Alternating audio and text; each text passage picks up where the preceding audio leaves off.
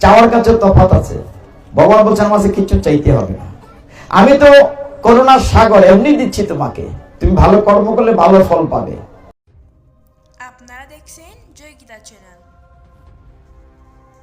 জ্ঞানাঞ্জন শলাকয়া চক্ষুরুন্মিলিতং येन তস্मै শ্রী গুরুবে নমঃ। হে কৃষ্ণ করুণা সিন্ধু দীনবন্ধু জগৎপতে গোপেশ গোপিকাকান্ত রাধাকান্ত নমস্তুতে। তপ্ত কাঞ্চন গৌরাঙ্গী রাধে বৃন্দাবনেশ্বরী বৃষভানুসুতে দেবী প্রণমামি হরিপ্রিয়ে। নম মহাবদন্নায় কৃষ্ণ প্রেম প্রদায়তে কৃষ্ণায় কৃষ্ণ চৈতন্য নাম্নে গৌরতীশে নমঃ। নারায়ণং নমস্কৃত্য নরং চৈব নরোত্তমং দেবীং সরস্বতীং ব্যাসং ততো জয়মুদীরয়েৎ। নমো বিষ্ণুপাদায় কৃষ্ণ প্রেষ্ঠায় ভূতলে শ্রীমতি ভক্তি বেদান্ত স্বামিনীতি নামিনে। নমস্তে সরস্বতী দেবী গৌরবাণী প্রচারিণে নির্বিশেষ শূন্যবাদী পাশ্চাত্য দেশ তারিণে। বাঞ্ছাকল্পতরুভ্যশ্চ কৃপা সিন্ধুভ্যো এব চ পতিতানাং পাবনেভ্যো বৈষ্ণবেভ্যো নমো নমঃ। কৃপা করে হাত তুলি। জয় শ্রী কৃষ্ণ চৈতন্য প্রভু নিত্যানন্দ শ্রী অদ্বৈত গদাধর শিবাসাদি গৌর ভক্ত বৃন্দ। হরে কৃষ্ণ কৃষ্ণ কৃষ্ণ হরে হরে, হরে রাম রাম রাম হরে হরে। হরে তৎসৎ। তো মায়েরা কষ্ট ঘরের কাছে এখন একই দিনে গীতা ভাগবত দুইটাই বলেছেন, খারাপ না, দুইটা একসাথে বলা যাবে, দুইটা কিন্তু তফাৎ নাই। কেন তফাৎ নাই, জায়গাটা ক্লিয়ার করি। গীতা হচ্ছে ভগবান যা বলেছেন, আর ভাগবত হচ্ছে ভগবান সম্পর্কে যা বলা হয়েছে। তো কথা তো একটু, তবে একটু বেশি আছে ভাগবতের বেলা। বেশি আছে কোনটা, যে ভগবানের কথা ছাড়াও ভাগবতে অনেক পৌরাণিক কাহিনী আছে। দুইটার তফাৎটা এখানে। আর সংজ্ঞাতে তফাৎ আছে, এটা বুঝতে না অনেকে, কথাটা একটু কঠিন। সংজ্ঞাতে বলা হয়েছে গীতা কাকে বলে, উত্তরে বলা হয়েছে গীতা সুগীতা কর্তব্য কিমন্বয় শাস্ত্র বিস্তরই যা স্বয়ং পদ্মনাভ মুখ পদ্মাৎ বিনিশ্রিতা। অর্থ হচ্ছে যা পদ্মনাভ কৃষ্ণ বা ভগবান নিজের পদ্মমুখ থেকে প্রকাশিত হয়েছে, সেটি হচ্ছে গীতা। আর ভাগবতের সংজ্ঞায় বলেছে ভাগবত কাকে বলে, উত্তরে বলা হয়েছে নিগম কল্পতরু গলিত রসফলম। নিগম মানে জ্ঞান, জ্ঞান বৃক্ষের একটা পাকনা ফল হচ্ছে ভাগবত। দুইটার তফাৎ কি, গীতা হচ্ছে একটা উপদেশ গ্রন্থ, মানে অ্যাডভাইজারি বুক বা দর্শন শাস্ত্র। অর্জুনকে ভগবান বলছে তুমি এইটা করো এই হবে, এইটা করো না এই হবে না, অর্থাৎ উপদেশ দিয়েছেন, করলে এটা হবে, না করলে হবে না। আর ভাগবতের বেলা বলছেন কিচ্ছু করা লাগবে না, শুনলেই মঙ্গল। এটা সুজানা নেই, দুইটার তফাৎটা বুঝছি না আমরা। ভাগবতের আরেকটা সংজ্ঞা দিচ্ছেন, ভাগবত হচ্ছে রসমলাই। আমরা আদি গোপালের দোকানে রসমালাই খাই না, নেপালের স্টলের। রসগোল্লা রসমালাই তফাৎ আছে, কিন্তু রসগোল্লা যে আনে রসের মধ্যে ডুববা থাকে, মিষ্টিটা খায়, রসটা ফুইরা থাকে, থাকে না। আর রসমলাই রসটা লিয়া ফুচা খায়। তার মানে ভাগবত হচ্ছে এমন একটা অমৃত গ্রন্থ যেটা রসমলাই, রসগোল্লা না। অর্থাৎ আপনি যা শুনবেন তাই মিষ্টি। তো বলবেন খান্দা খাইতাম কেমনে? শাস্ত্র বলছে আপনি যদি মায়ের দিকে চলে আসো, এদিকে খালি আছে, যে শাস্ত্র বলছে আপনি যদি প্রজ্ঞাবান হন, সারা দেহ দিয়ে খাওয়া যায়। বলি এটা এমন কেমন কথা হইল? আমরা তো মুখ দেন না খাই। একটা জিনিস মিষ্টি যে কেমনে বুঝবো? মুখ দিয়ে না খাই না, সারা দেহ দিয়ে খাওয়া যায়। উদাহরণ বলি, যদি বলি উনি যে গানটি করেছেন, ওনার কণ্ঠটি কি মিষ্টি, এই মিষ্টিটা কি মুখ দিয়ে খাইছি? কণ্ঠটি কি মিষ্টি? এটা খান দিয়ে খাইছি, খান দিয়ে শুনছি না মিষ্টি। কিংবা দেখলাম ছোট একটা বাচ্চা মেয়ে বা একটা শিশু ছেলে দেখ শিশুটির চেহারাটা কি মিষ্টি, এই চেহারাটা মিষ্টি হইলে আমি তো মুখ দেখাইছি না, চোখ দেখাইছি, তারপরে চোখ দিয়ে তো মিষ্টি খাওয়া যায়। এই যে প্রভুর আলিঙ্গন করলাম, এই ভক্তের দেহের স্পর্শ কি মিষ্টি, আমার দেহটা শুদ্ধ হইল, আমি ত্বক দিয়া খাইলাম, মানে পঞ্চেন্দ্রিয় দিয়ে খাওয়া যায়।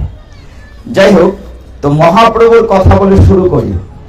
যেহেতু চলেই আসছে মামার বাড়ির কথা বললাম, যে আমরা মহাপ্রভুর দেশের মানুষ, কিন্তু দুর্ভাগ্য আমরা মহাপ্রভুকে চিনলাম না। সারা পৃথিবীর লোক মহাপ্রভুকে চিনে, কিন্তু আমরা চিনলাম না। এই যে মায়েরা, আপনাদের উদ্দেশ্যে বিশেষ করে বলছি, মহাপ্রভুকে পেয়েছি আমাদের করে, আপনাদের কারণে। আপনারা অনেক ত্যাগ করেছেন। কলিযুগ পাবন অবতার শ্রীমন মহাপ্রভু যদি পৃথিবীতে আজকে থেকে প্রায় 550 বছর পর যদি না আসতেন, আমাদের সনাতন ধর্মই থাকতো না। এই জন্য মহাপ্রভুকে বলা যায় কলিযুগ পাবন অবতার। আপনারা বলেন না, যদি গৌর না হইতো তবে কি হইতো, কেমনে ধরিতাম দে রাধার মহিমা প্রেম রসসীমা জগতে জানাতকে। এই যে রাধারানীর যে প্রেমের রসের কাহিনী, এটা কে জানিয়েছে? আমার গৌর সুন্দর জানিয়েছেন। এত তন্ত্রমন্ত্র বেড়াজাল, এত ধৈর্য না সইয় না জাত ছিল, মহাপ্রভু সে কি করলেন? ওই যে আমরা এক পঙ্গতে বসে খিচুড়ি খাই, কে ব্রাহ্মণ কে চন্ডাল, কে এক করে দিলেন? মহাপ্রভু। ওই যে মৃদঙ্গ বাজান, এটা মহাপ্রভুর আবিষ্কার। একটা মধ্যে ডাইনাও আছে, বায়াও আছে। আজকে সারা পৃথিবীতে মহাপ্রভু যে কথাটি বলেছেন, পৃথিবীতে আছে যত নগর আদি গ্রাম, সর্বত্র প্রচারিত হইবে মোর নাম। স্বয়ং ভগবান, আমরা বিশ্বাস করি কিনা, স্বয়ং ভগবান মহাপ্রভু। এবং চৈতন্য ভাগবতে লিখা আছে, নন্দ সুত বলে যারে ভাগবতে পাই, সেই কৃষ্ণ অবতরী চৈতন্য গোসাই। নন্দ সুত মানে নন্দের ছেলে, যিনি দাপর যুগে নন্দের ছেলে ছিলেন, তিনি মহাপ্রভুর কলিযুগে অবতীর্ণ হয়েছেন। সেই মহাপ্রভু যেহেতু বলেছেন পৃথিবীতে আছে যত নগর আদি গ্রাম, মানে পৃথিবীর যত নগর গ্রাম সর্বত্র আমার নাম প্রচার হবে। এখন ভগবানের কথা তো মিথ্যে হতে পারে না, কেউ না কেউ এটা দায়িত্ব নিয়ে প্রচার করছেন। ইসকন প্রতিষ্ঠাতা আচার্য ছিল প্রভুপাদ সারা পৃথিবীতে হরে কৃষ্ণ নাম প্রচার করছেন। আফ্রিকার গহীন জঙ্গলে, যেখানে মানুষে মানুষ খাইত, এইখানে রাস্তাতে নেচে নেচে নৃত্য করে কৃষ্ণ কীর্তন করছে। আপনার আমি তো বললাম না, পৃথিবীর অনেক দেশ ঘুরে দেখে এসেছি, এমনকি বাহরাইনে আমি গেছি, যখন বাহরাইনের রথযাত্রা হচ্ছে, কল্পনা করা যায়। এবং সারা পৃথিবীতে সকলেই, বিশেষ করে মাতাজিরা, আপনার ইউটিউব বা গুগল চার্জ করে দেখবেন, মাতাজিরা এখানে ফুটো ফুটো দিয়ে সাজে, মালা দিয়ে, শাড়ি পরে লন্ডন আমেরিকার রাস্তায় নৃত্য করে হরে কৃষ্ণ কীর্তন করতেছে। মহাপ্রভুর কথা সারা পৃথিবীতে। আর ঠিক উল্টো হয়ে যাচ্ছে, ওইখানের যারা আগে হাফ প্যান্ট পরতো, তারা শাড়ি পরে হরে কৃষ্ণ কীর্তন করছে। আর আমরা দেশের কেউ কেউ এরার হাফ প্যান্ট আমরা কিনতেছি। উল্টা গেছে কেন? যাক, অসুবিধা নাই, উল্টিল যাক, আসলে তো সবাই আছেন। এখন মায়েদের কেন কতটা বললাম, আপনাদের সম্মান কেন বেশি?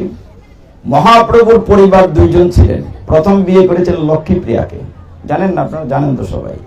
লক্ষ্মীপ্রিয়া যখন সর্পদংশনে মারা যান, মহাপ্রভু দেশের বাড়িতে ঢাকা দক্ষিণ গোলাপগঞ্জে এসেছিলেন। ফিরে যখন শুনলেন যে মারা গিয়েছেন, দেহ রেখেছেন লক্ষ্মীপ্রিয়া, তখন তার পিতামাতা মহাপ্রভুকে বিয়ে করিয়েছিলেন একজন, তার নাম হচ্ছে বিষ্ণুপ্রিয়া। তো বিষ্ণুপ্রিয়া মহাপ্রভু প্রথম অংশে জীবনে আমরা দেখি মাত্র 48 বছর লীলা করেছেন। প্রথম অংশে চৈতন্য মহাপ্রভু কট্টর তার্কিক ছিলেন, জ্ঞানী মহাপণ্ডিত ছিলেন। মহাপ্রভুর মতো পণ্ডিত ত্রিভুবনে ছিল না। সবাই তাকে বলতো নিমাই পণ্ডিত। কি বলতো?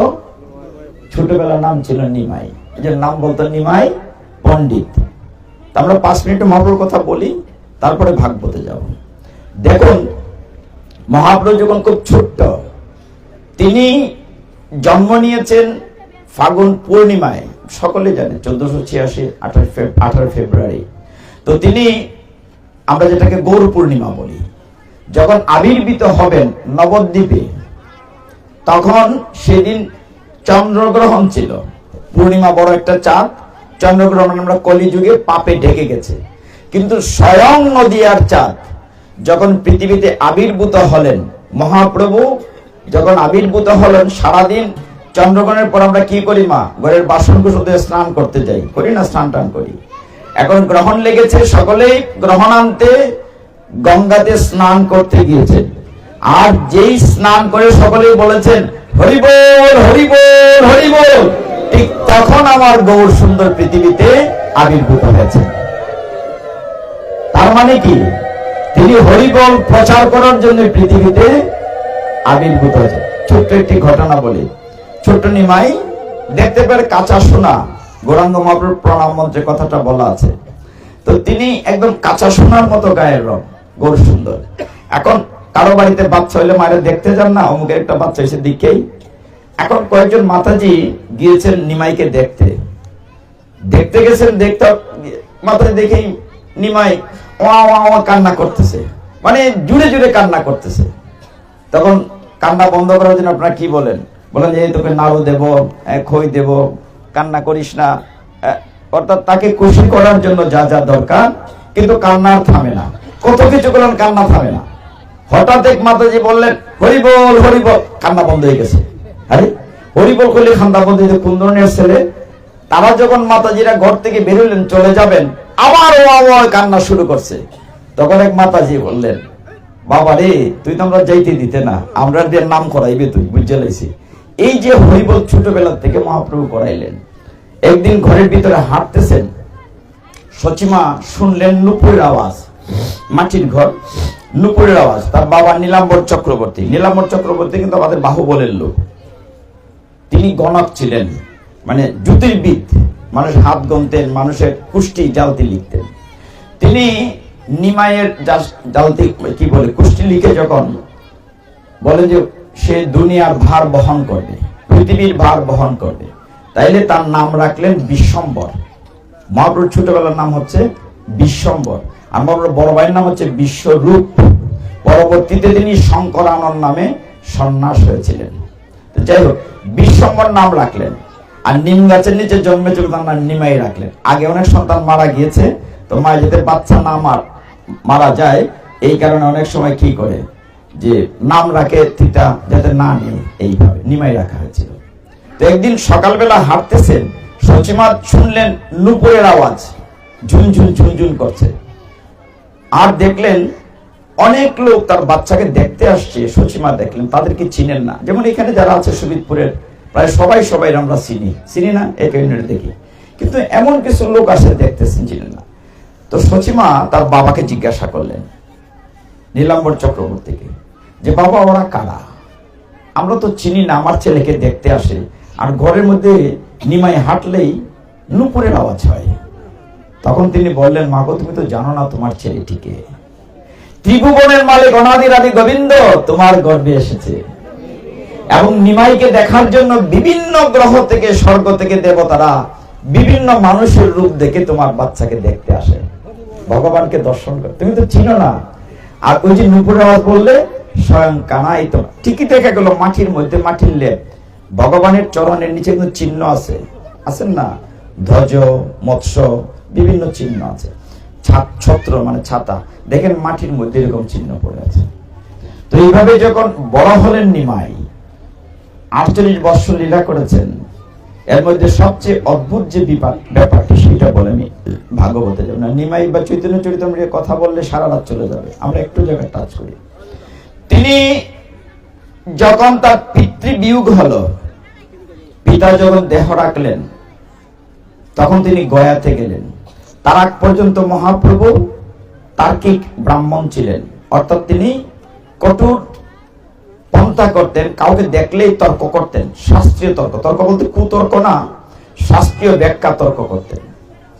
একবার তিনি যখন নিমাই পণ্ডিত, তিনি গঙ্গাধরের পাঠশালায় নিজে একটা পাঠশালা করলেন। তখনকার সময় যে আদ্যমধ্য উপাধি, ব্যাকরণ, তীর্থ ইত্যাদি পড়ানো হতো টুলের মধ্যে, ওগুলো।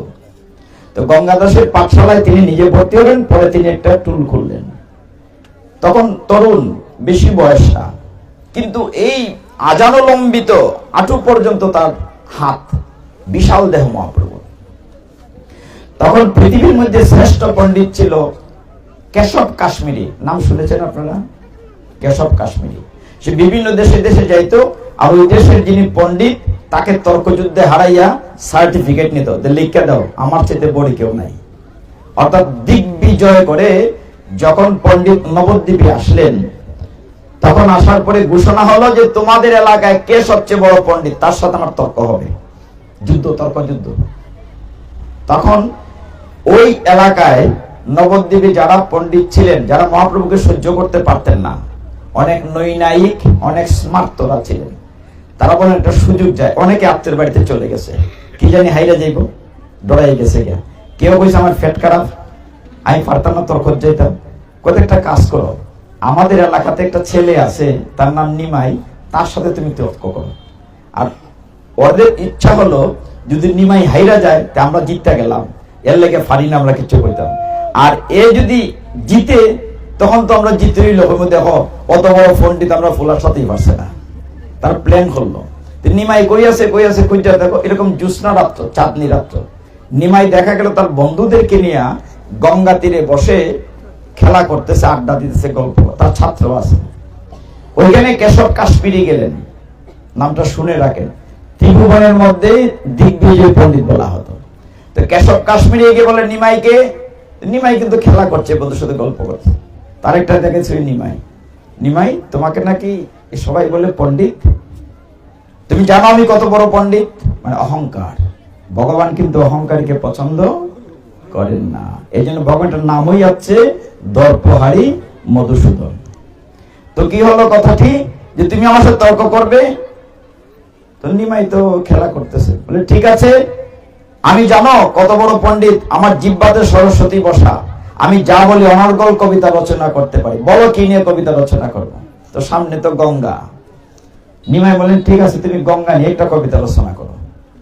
তখন দিগ্বিজয়ী পণ্ডিত কেশব কাশ্মীরি গঙ্গাকে নিয়ে একটা কবিতা, 100 লাইনের কবিতা গড় গড় করে বলতে লাগলেন। মাঝে মধ্যে যে এই তুমি শুনছো, নিমাই খবর নাই, সীমায় গল্প করতেছেন বন্ধুদের সাথে। যখন সমস্ত শেষ হয়ে গিয়েছে, গঙ্গা মানে নদীকে নিয়ে একটা কবিতা লিখেছে। তখন নিমাইকে বলেন তুমি শুনেছো, বলে হ্যাঁ শুনেছি। তুমি তো আরেকদিকে বয়ে খেলা করছো, কৌশল গীতা শুনছো। দেখা গেল নিমাই সমস্ত কবিতা আবার গড় গড় কইরা কইরা দিছে। এবার যা কইছে 100 লাইনের কবিতা, সর্বনাশ, এটা কেমনে সম্ভব। আচ্ছা নিমাই তখন কেশব কাশ্মীর চিন্তা করলো, অনেক আছে শ্রুতি দর বলে এটাকে, কেউ শুনে মুখস্থ করতে পারে। আচ্ছা হোস আমার কবিতাটা কেমন হয়েছে, ভাবছে প্রশংসা করবো, খুব ভালো হয়েছে। কারণ আপনার কবিতাটা ভালোই হয়েছে, কিন্তু এটাতে 5টা ভুল আছে। এটা কি দেখো, সারা দুনিয়া এখন আমি শ্রেষ্ঠ পণ্ডিত, আর তুমি কো 5টা ভুল। কো কি কি ভুল আছে? প্রথম হচ্ছে অন্যায় ভুল, লিঙ্গে ভুল, সংখ্যায় ভুল, ছন্দে ভুল। একটা একটা দেখাইতেছেন, একটা উদাহরণ আপনাদের বুঝলো। গঙ্গা হচ্ছে, উদাহরণ দিয়ে বলা হচ্ছে এইভাবে, ভবানী ভার্যা, ভার্যা আপনারা বুঝবেন কিনা, ভার্যা অর্থ স্ত্রী, আর ভবানী অর্থ পার্বতী, মানে শিবের স্ত্রীকে, ভবার স্ত্রীকে ভবানী বলা হয়। এখন ভার্যা অর্থ স্ত্রী, দুইটা শব্দ দ্বৈততা ভুল হয়েছে। একবার হয়েছেন কবিতা ভবানী, আবার হয়েছেন শিবের ভার্যা। ভার্যা অর্থ স্ত্রী, ভবানী অর্থ শিবের স্ত্রী। স্ত্রী কথাটা কয়বার এলো? 2বার এলো না, দ্বৈততা হইল। এরকম অনেকগুলো ভুল ধরাই দিলেন। এখন তো কেশব কাশ্মীর অবাক হয়েছে, যে বলে কোন সময় আমি তো ঝড়ের বেগে 100 লাইনের কবিতা বানাই লিছি, ভুল ধরলো কেমনে? আর সত্যি তো গুলা ভুল হয়েছে। তখন কই তুমি লিখিত নিতাই নিবা দিবনি, খনা খালকে নিব। গেছে বাসা গিয়া দিগ্বিজয়ী পণ্ডিত কেশব কাশ্মীরি ঘর ধ্যানে বসে। সরস্বতীর কিন্তু বড় পুত্র, তার জিহ্বাগ্রে কিন্তু সরস্বতী বসা। এবং কেশব কাশ্মীর ধ্যান করছে সরস্বতীর, ধ্যান করে কইতেছে মা, তার সামনে সরস্বতী প্রকটিত হয়েছে। মা গো সরস্বতী, আমার তো ভুল হওয়ার কথা না, তুমি যেখানে জিহ্বা পাইছো, আমার মুখ থেকে ভুল বাক্য বাইল কেমনে? তখন সরস্বতী একটা কথা বললেন, হে আমার পুত্র, কোন বিবাহিতা রমণী কিন্তু স্বামীর সামনে মাথা উঁচু করে দাঁড়ায়? তুমি যার কাছে হেরেছ তিনি জগৎ স্বামী, আমারও স্বামী। অতএব তুমি কালকে ক্ষমা চাও তার কাছে, অহংকার বাদ দাও। তোমার সৌভাগ্য যে তুমি স্বয়ং ভগবানের কাছে তর্কে হেরেছ। এরকম অনেক কাহিনী আছে মহাপ্রভুর ছোটবেলা। তখন কত তার্কিক ছিলেন, কিন্তু তার যখন পিতা দেহ রাখলেন, জগন্নাথ মিশ্র, তখন মহাপ্রভু যখন গয়ায় গিয়ে পিণ্ডদান করলেন, সেখানে ভগবানের চরণ আছে, সেই চরণ দর্শন করার পর থেকে মহাপ্রভুতে একটা বিরহ, রাধারানীর ভাব চলে আসলো। যাকে দেখেন তাকেই বলেন তুমি কি আমার কৃষ্ণ, মেঘকে দেখলে বলেন কৃষ্ণ, তোমার কাছ থেকে কৃষ্ণ, একটা ভাব অন্যরকম হয়েছে। গয়া থেকে ফিরে এসে তখন তাকে আবার বিয়ে করে, সেকেন্ড টাইম বিয়ে করানো হয়েছে। কিন্তু মহাপ্রভু কি করলেন, তার ঘরে সচিমার মতো জননী, আপনাদের মতো মা আছেন, তার ঘরে বিষ্ণুপ্রিয়ার মতো লক্ষ্মী স্ত্রী আছেন। নিমাই সন্ন্যাস নিলেন। নিমাইয়ের প্রথম গুরুদেবের নাম কি, দীক্ষা নিয়েছেন ঈশ্বরপুরী। ঈশ্বরপুরী গুরুদেবের নাম মাধবেন্দ্রপুরী। কিন্তু তিনি যখন চিন্তা করলেন এইভাবে যখন নিত্য কীর্তন করছেন, তিনি ভগবানের কথা হরে কৃষ্ণ নাম প্রচারের জন্য বলছেন, এলাকার লোক তার বিরুদ্ধে গেল, এমনকি কাজের কাছে নালিশ করলো, মৃদঙ্গ ভেঙে দিল, আন্দোলন করলো। আজকে অনেক যারা রাজনীতি করেন, আমরা যে মশাল মিছিল করি, এটার প্রবর্তন করেছেন নিমাই, আমরা জানি না। এটা স্টার্টিং মহাপ্রভু করেছেন। যখন মৃদঙ্গ ভেঙে দিয়েছিল, তখন অদ্বৈত প্রভু সহ 5টি দল ভাগ করে মিছিল করেছিলেন। মিছিল করে হাজার হাজার লোক কাজীর বাড়ি ঘেরাও করেছিলেন, চাঁদ কাজীর বাড়ি। ভিতর থেকে ভয় পেয়ে চাঁদ কাজী বলছিল, নিমাই তুমি না আমার ভাইগনা লাখো, মামার বিরুদ্ধে কি মিছিল করে? পাড়া সম্পর্কে অনেক মামা ভাইগনা রাখে না, ভাইগনা মিছিলটা বাদ দাও। মামা যখন কইছে তো বাইরে কথা হো, কয় না রে বাবা, বাইরে এতে ধরে পড়ে। আমি কালকে একটা স্বপ্ন দেখছি, তোমার মতো ছেড়া কিন্তু এমন একটা সিংহ আমার বুকে এসে সাইড পাচ্ছে, নরসিংহ রূপ, তো বুঝে না, তাই বলছে আমি তোর অনুমতি দিলাম, আমার বউ হয়েছে মৃদঙ্গ ভাঙ্গে আমার লোকে মিথ্যে নালিশ করছে, আজকে থেকে তুমি যত খুশি কীর্তন করো, আমার কোনো আপত্তি নাই। তারপরে কেউ কেউ স্মার্তরা বলছিল যে সাধন ভজন তোমার ঘরে বসে করবে, রাস্তাঘাটে নিত্য কেন? তখন মহাপ্রভু বলছিলেন, আমি তো কলিযুগে এসেছি শুধু ঘরের লোক না, আমি বাইরের লোক না, শুধু মানুষ না, শুধু বৃক্ষলতা স্থাবর জঙ্গল সবাইকে উদ্ধার করার জন্য আমি পৃথিবীতে এসেছি। এই জন্য আমি রাস্তায় নিত্য কীর্তন করে বলি, হরে কৃষ্ণ কৃষ্ণ কৃষ্ণ হরে হরে, হরে রাম রাম রাম হরে হরে। মহাপ্রভু তখন ভাবলেন যে তার কথা থেকে শুনে না, অনেকেই শুনে না, তার প্রতিপক্ষ, তিনি ব্রাহ্মণ সন্তান, তখন চিন্তা যে না, আমি যদি সন্ন্যাস নেই তাহলে আমার কথা মানুষে শুনবে। মা গো, কি কষ্টের কথা বলবো, তোমাদের কথা বলে শুরু করেছিলাম মা, হৃদয়ে ছেড়াধন। বড় ভাই আগে সন্ন্যাস নিয়েছে, বিশ্বরূপ সন্ন্যাস নিয়েছে আগে, মায়ের ভয় ছিল, বাবার ভয় ছিল, ওই যদি সন্ন্যাস হয় তাকে প্রথম পাঠশালায় পড়তেই দেন নাই। গঙ্গার ঘাটে অনেক আনন্দ কাহিনী আছে, আরেকবার সময় পাইলে চৈতন্য চরিতামৃতের সময় কথা বলবো, আজকে তো ভাগবত বলতে হবে, আমি একটু শেষ করে নিই। মহাপ্রভুর জীবনী শুনতে হবে। ওই জন্য আমরা বাইরের সবকিছু জানি, 5000 বছর আগের গীতা জানি সবাই কম বেশি, আরো হাজার হাজার বছর আগের আমরা ভাগবত জানি বা শুনতে আগ্রহী, কিন্তু মাত্র 500 বছর আগের মহাপ্রভুর চিনি না। মহাপ্রভুর বাবা কেটা, মা কেটা, বাড়ি কই চিনি না। আমরা বাড়ির মানুষ, আমরা মহাপ্রভুর বাইক না লাগে সম্পর্কে, মহাপ্রভু মামার বাড়ির লোক। কিন্তু সেই মহাপ্রভুকে যখন বলা হলো যে তোমার কথা আমরা শুনি না, প্রচার করতে পারবে না, তিনি চিন্তা করলেন সন্ন্যাস নেবেন। অতি আপনজনকে জানালেন, মাকেও বললেন না। কিন্তু মায়ের মন তো বুঝে না মা, বাচ্চাটা কোন দিকে যাইবো না যাইবো। মা কি করলেন, বিষ্ণুপ্রিয়ার সাথে রাত্রিবেলা আঁচলে গিট্টু দিয়ে রাখলেন, কি জানি সংসার ছেড়ে চলে যায়। মা গো, রাত্রির বেলা যখন আমরা যেটা কি বলি, ওই যে নিশা কালা লাগে, সময়টা ঘুম লাগে বেশি, মা দরজায় শুয়ে থাকলেন, সচিমা ছেলে যাতে বের হয়ে না যায়। নিমাই আমাদের মতো, আমার মতো হতভাগাকে উদ্ধার করার জন্য, জগৎবাসীকে উদ্ধার করার জন্য ঘরে তো সুন্দর মা রেখে, সতী সাধ্বী স্ত্রী রেখে চলে যাবে। রাত্রির বেলা বিষ্ণুপ্রিয়াকে ওই দিন মহাপ্রভু নিজে সাজাই দিচ্ছেন, তার স্ত্রীকে বেনি বেঁধে দিচ্ছেন, চুল আশ্রয় দিচ্ছেন, আলতা দিচ্ছেন।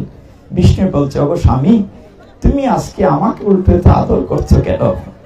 তখন বিষ্ণুপ্রিয়াকে ভগবান বলছেন, মহাপ্রভু, ওগো তোমাকে তো কোনোদিন আদর করতে পারি না, আজকে আমার ইচ্ছে করছে আমি তোমাকে নিজের হাতে সাজাই। চলে যাবে, গৃহ ছেড়ে চলে যাবে। বিষ্ণুপ্রিয়াকে মহাপ্রভু নিজের হাতে সাজাচ্ছেন, আচ্ছা চলো আমরা ঘুমিয়ে পড়ি। ঘুমিয়ে পড়েছেন, ওইদিকে বন্ধুদের জানিয়ে রেখেছেন আজকে বাড়ি থেকে পালাবেন। মহাপ্রভু কি করেছেন, নিশাকালা বেরিয়ে যাবেন, আঁচলের গিট্টুটা খুলে ফেলেছেন। বিষ্ণুপ্রিয়া ঘুমে অগুর, বলতে পারে না। মায়া ঘুমে মা অগুরে আছে, সিঁড়ির মধ্যে মা চৌকাঠের সামনে শুয়ে আছেন, মায়ের চরণ টাচ করে ওইদিকে চলে গেছেন মহাপ্রভু। নদীর তীরে গিয়ে বন্ধুদেরকে নিয়ে এক বস্ত্রে নদীর সাঁতরে পার হয়ে চলে গিয়েছেন কটুয়াতে। সেখানে কেশব ভারতীর সাথে দেখা হয়েছে।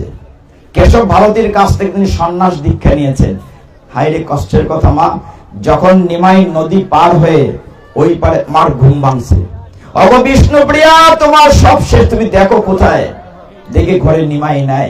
নিমাই, নিমাই, আমার নিমাই কোথায়?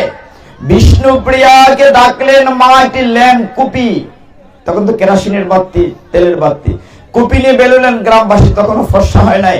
অগো তোমরা কে কোথায় আছো, আমার নিমাইকে এনে দাও। কেউ আসলো না ওই গ্রামের। সচিমা অভিশাপ দিলেন, তোমাদের কি দয়া মায়া নাই? গ্রামবাসী, আমার ছেলে চলে যাচ্ছে, একটি মাত্র ছেলে এখন চলে যাচ্ছে, কেউ আসছে না। আমি অভিশাপ দিচ্ছি, গ্রামের নাম হোক নিদয়ার গ্রাম। এখনো ওই গ্রামে ফসল হয় না, নিদয়ার গ্রাম আছে, এখনো আছে। মহাপ্রভু চলে গেলেন ওই পারে। ওই পারে গিয়ে কোথায় গেলেন? কঠুয়াতে, যেখানে কেশব ভারতীর কাছে সন্ন্যাস টিবেন। কেশব ভারতীকে জিজ্ঞাসা করলেন, মহাপ্রভুর কি সুন্দর ঝাঁকড়া চলছিল, নাপিত আসলো নরসুন্দর, ও কাটছে পারছে না, বলছে না মহাপ্রভু তোমার সুন্দর চুল আমি কাটতে পারবো না, আমার কষ্ট হচ্ছে। মহাপ্রভু আমি আদেশ দিচ্ছি তুমি নাড়া করে দাও। গুরুদেব না করছিলেন, যে এত অল্প বয়সে সন্ন্যাস হয় না। মাথা যখন নাড়া করে এক ঠাকুর দিয়ে একবারই করকর্ম করেছে, নদীতে কুটটা ফেলে দিয়েছে। আর যেখানে মহাপ্রভুর চুল পড়ে আছে তার উপরে সেই গড়াগড়ি দিয়ে কাঁদছে, ওগো নিমাই, ওগো মহাপ্রভু, আমার জীবনটা তুমি সার্থক করো, আমি কত বড় অপরাধী, তোমার সুন্দর চাচর কেশ আমি ফেলে দিয়েছি, কান্না করছে, আর চুলের উপর গড়াগড়ি যাচ্ছে। কেশব ভারতী প্রশ্ন করেছেন, হেগো নিমাই, তোমাকে আমি কোন মন্ত্রে সন্ন্যাস দীক্ষা দেব? এখন বুঝেন কে কার গুরু। মহাপ্রভু কানে কানে তাকে বলছেন, তুমি এই মন্ত্রে আমাকে দীক্ষা দাও। মহাপ্রভুকে সন্ন্যাস দীক্ষা দিবেন, কানে মন্ত্র দেবেন, গুরুজি বীজ মন্ত্র দেবেন, বলছেন আমি তোমাকে কোন মন্ত্রে দীক্ষা দেব?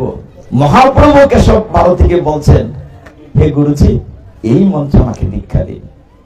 মহাপ্রভু সন্ন্যাস হলেন।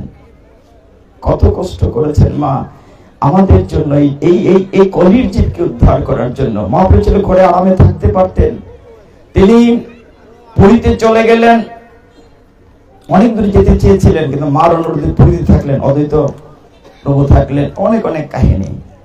কিন্তু দুর্ভাগ্যটা কি, আমি শেষ করো, বাকিটা বলছি না। মাত্র 48 বছর বয়সে মহাপ্রভু এত বদান্যবতা, তিনি একবার আমাদের ব্যাকরণ গ্রন্থ, সংস্কৃত ব্যাকরণ, নৈনায়িক শাস্ত্র রচনা করলেন। তার এক বন্ধু গোবিন্দ দাস গঙ্গার নদী পার হচ্ছেন, সেও একটি রচনা করেছে ব্যাকরণ বই। সে মহাপ্রভুকে জিজ্ঞাসা করছে, তুমি নাকি একটা বই লিখছো? বলে হ্যাঁ লিখছি তো, শুনবে? মহাপ্রভু যখন নিজের বইটা পড়লেন, ওই লোক একটি বই রচনা করেছে, তখন দেখলো যে মহাপ্রভুর বইটা যদি মার্কেটে আসে তার বই কেউ কিনবে না। মহাপ্রভু, তাহলে তোমার অসুবিধা হচ্ছে। সাথে সাথে মহাপ্রভু সমস্ত পাণ্ডুলিপি নদীতে ফেলে দিলেন, তোমারটাই চলুক মার্কেটে। এত বড় পণ্ডিত ছিলেন, কিন্তু মহাপ্রভু আমাদের জন্য মাত্র 8টা শ্লোক দিয়ে গেছেন। কয়টা? আমরা জানি এগুলো, জানি কিনা? এখান থেকে মধ্যে একটা জায়গা বলি, 4টা লাইন। আমরা প্রতিদিন সকালে এটাকে বলি শিক্ষাষ্টকম। মহাপ্রভু 8টা শ্লোকের ভিতরে সমস্ত গীতা, ভাগবত, চৈতন্য সবকিছু দিয়ে গেছেন, মাত্র 8টা শ্লোক। এত বড় পণ্ডিত ছিলেন। আমাদের বাইরের দেহটি আমরা পরিষ্কার করি ময়লা হয়ে সাবান দিয়ে, হৃদয়ের ময়লা কি পরিষ্কার করতে পারি সাবান দিয়ে? মহাপ্রভু বলেছেন, চেত দর্পণ মার্জন ভব মহাদাবাগ্নি নির্বাপনম। এই চিত্তরূপ আয়নাটি পরিষ্কার করতে হবে, তবেই না গোবিন্দ দর্শন হবে হৃদয়ে। আয়নাতে যদি ধুলিবালি থাকে চেহারা কি দেখা যায় মা? কিন্তু হৃদয়ের আয়না পরিষ্কার করতে গেলে এরকম আসর করে গীতা ভাগবত শ্রবণ করতে হবে, তবেই না হৃদয়ের আয়না। তিনি বলেছেন, ত্রিনাদপি শুনিছেন তরুরূপী সহিষ্ণুনা অমানিন মানদেনা কীর্তনিয়া সদা হরি। বৈষ্ণবের সংজ্ঞা, কে বৈষ্ণব? মহাপ্রভু বলছেন, ত্রিনাদপি সু নিচেন, তৃণ ঘাসের চাইতে নিচ। কতটুকু? কতটুকু বিনয়ী হতে হলে একজন বৈষ্ণব হয়। বলছেন তৃণাদপি নিচে ন, তৃণ মানে ঘাস, ঘাসের চাইতে নিচে, তরুরপি সহিষ্ণু না, তরু মানে বৃক্ষ, বৃক্ষের মতো সহিষ্ণু, গাছের ডাল কাটলো গাছে উয়া করে না, জল দিল খান দেন আমার জল দাও।